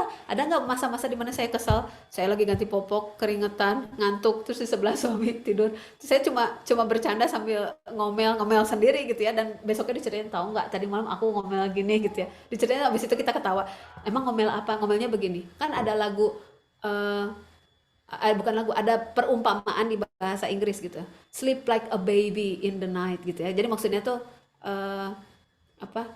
Ada kalimat, tidur tidur nyenyak seperti bayi. Padahal kita tahu semua yang udah pernah punya bayi ya, bayi itu tidurnya tidak nyenyak. Sekian jam pasti ngompol, atau sekian jam pasti pengen nyusu. Lebih nyenyak orang dewasa, bisa tidur 8 jam tanpa putus gitu ya. Terus udah gitu, saya tuh bilang gini, tahu nggak tadi malam tuh, Ai itu ngomong, saya menyebut diri sendiri Ai dan menyebut suami saya tuh Akang. Tadi malam tuh Ai itu ngomong gini, no, I don't wanna sleep like a baby, I wanna sleep like my husband. Gitu ya. Terus suami saya ketawa, oh iya iya gitu ya. Jadi saya tidak mempermasalahkan hal itu, saya menerima suami saya seperti itu. Saya yakin bentuk kontribusi suami saya sebagai suami yang baik bukan di sisi itu. Gitu, nggak masalah. Dan suami saya tuh sampai sekarang sangat sering membanggakan membanggakan saya. Jadi saya gini, istri saya tuh ya sekian belas tahun dengan punya 6 anak berturut-turut, hamil, melahirkan, menyusui. Saya tuh nggak pernah loh ikut gantiin popok, kata suami saya tuh. Dan suami saya tuh cerita kayak gitu sebagai bentuk, ini loh bodohnya diri saya tuh nggak pernah loh ikut gantiin popok. Tuh semuanya sama istri saya, luar biasa kan istri saya tuh gini. Saya tuh cuma ketawa aja di samping, kayak apa prestasinya gantiin popok sekian tahunnya. Tapi ternyata itu dipersepsi oleh suami saya dalam bentuk prestasi saya gitu. Yang mana saya mengingat-ingat momen-momen, kalau di momen-momen di mana saya mulai ngerasa capek, kesel, terus saya men-switch di momen itu, saya mau marah sama suami saya. Kayak, ini tuh udah anak kesekian, kapan atau mau bisa ganti popok, misalnya gitu ya. Kalau saya mau men-switch situasi itu, maka saya akan dapati diri saya tidak bersyukur, dan beliau pun tidak akan mensyukuri saya. Gitu. Dan di banyak momen saya jadi melihat banyak kekurangan saya, beliau tuh bisa terima. Misalnya ya, lebih peka dan lebih perasa anak saya daripada saya kepada suami saya. Misalnya, suami saya itu kan memang sensitif dan perasa ya. Sebagai bentuk misalnya, saya bikinin kopi, itu kelebihan setengah sendok teh gula aja kerasa. Dan anak saya juga bisa merasakannya. Terus saya yang, kok bisa sih kerasa kayak gitu aja. Dan dalam banyak hal, anak saya jadi lebih responsif terhadap suami saya. Dan suami saya mengaku itu didikan saya. Padahal saya tuh nggak begitu peka gitu. Dan suami saya nerima, ya memang istri saya emang nggak terlalu peka. Jadi saya memahami kekurangannya, saya akan mencoba menopang di sisi di mana dia kurang. Saya juga sama, harus berusaha menopang di sisi di mana dia kurang. Maka balik lagi ke pernyataan saya awal yang tadi, ternyata awal mula komunikasi yang terjadi antar suami istri yang berkonflik, dan konfliknya itu bisa tambah parah jika mereka tidak menghentikannya, ternyata bermula dari kalimat-kalimat seperti tadi. Aku minta kamu gini-gini, tolong dong gini-gini, dengan kalimat gimana-gimana, dan kemudian itu bentuk tuntutan. Tapi tuntutan itu lebih karena, ya yang saya tahu kan mestinya gini ya gitu. Dan kemudian akan dibalas dengan, lah aku juga udah gini-gini, itu juga udah bentuk pengorbanan, itu yang terbaik, masih mending lo gini-gini. Ternyata kalimat-kalimat seperti itu selalu awal mula dari konflik. Dan kalaupun memilih, ya udah nggak usah dituliskan, adalah kalimatnya, ya udahlah gitu. Dan kalimat itu juga sama tidak produktif, tidak konstruktif. Maka mulainya bagaimana? Mulai dari bersikap bersyukur dan berterima kasih terhadap apapun yang baik dari suami, karena itu datangnya dari Allah. Kedua, kalau ada hal-hal kecil yang mau dibicarakan, kalau ada hal-hal yang memang menjadi masalah harus dibicarakan, bermula pakai 3 kalimat tadi. Dengan 3 kalimat tadi, kita akan melatih cara kita bicara itu ditata. Di rumah kami, marah itu boleh, tapi marah itu dengan kalimat SPOK yang benar, bernada tinggi dan bukan bentak-bentak. Jadi kalaupun bicara dengan nada tinggi nggak apa-apa. Jadi bukan, oh, Mas tuh kan gini, aku tuh kan mereka itu banget merepet, cerewet dan bentak-bentak gitu kan ya. Sama ke anak juga. Tapi kalimatnya kalau ditata pakai 3 kalimat tadi, kita tuh akan ngerem emosi kita, menata kalimat sehingga kalimatnya lebih ngalir, emosi kita lebih tenang, suami lebih nangkep. Bahkan kalaupun mau kita bilang, aku baru tahu ya ternyata kejadian tadi tuh membuat aku marah banget gitu. Tapi kalimatnya kayak tadi, ternyata ya kejadian itu tuh membuat aku tuh marah banget gitu. Daripada kita langsung ngomong, Mas tuh gini. Suami itu tuh gak akan nangkep itu masalahnya, marahnya kenapa sih gitu. Ternyata pakai 2 cara tadi ya, yang bersyukur berterima kasih sama yang kalimat tadi, masalah-masalah kecil selesai, urusan besar datang berupa misi keluarga, dan kekompakan sudah tercipta. Sudah jadi zauj satu sama lain. Begitu nanti misi keluarga datang, itu proses menjadi zauj tadi tuh, wah itu tuh seperti dihantam badai. Kita tuh akan selalu, ayo kita pegangan lagi, ayo kita kompakan lagi, ayo kita gini lagi. Badai di depan tuh sangat besar. Sama anak-anak nanti gitu, ayo kita kompak seperti ayah bunda kita, gini lagi. Seperti itu. Itulah semestinya perjalanan hidup kita. begitu ya. Aduh saya kalau jawab pertanyaan nggak bisa pendek ya, maaf ya. Udah 11 lebih 18 ya Allah maaf. Kayaknya harus segera disudahi ya. Udah 11 lebih. Moga-moga. Bisa nanti di grup ya langsung kepada Teh Alma gitu. Insya Allah ya dapat apa insight yang luar biasa hari ini dari materi kita hari ini. Mungkin kita akhiri saja ya materi hari ini. Hatur nuhun, terima kasih kepada Teh Alma dan teman-teman semua yang udah menyempatkan waktunya untuk hadir hari ini. Jazakumullahu khair. Ya, kita tutup dengan istighfar. Astagfirullahaladzim, astagfirullahaladzim, astagfirullahaladzim. Subhanakallahumma wa bihamdika asyhadu an la ilaha illa anta astaghfiruka wa atubu ilaik. Terima kasih. Mohon maaf atas segala kesalahan dan kekurangan hari ini. Wassalamualaikum warahmatullahi wabarakatuh. Waalaikumsalam. Jazakumullah khair teman-teman. Mohon maaf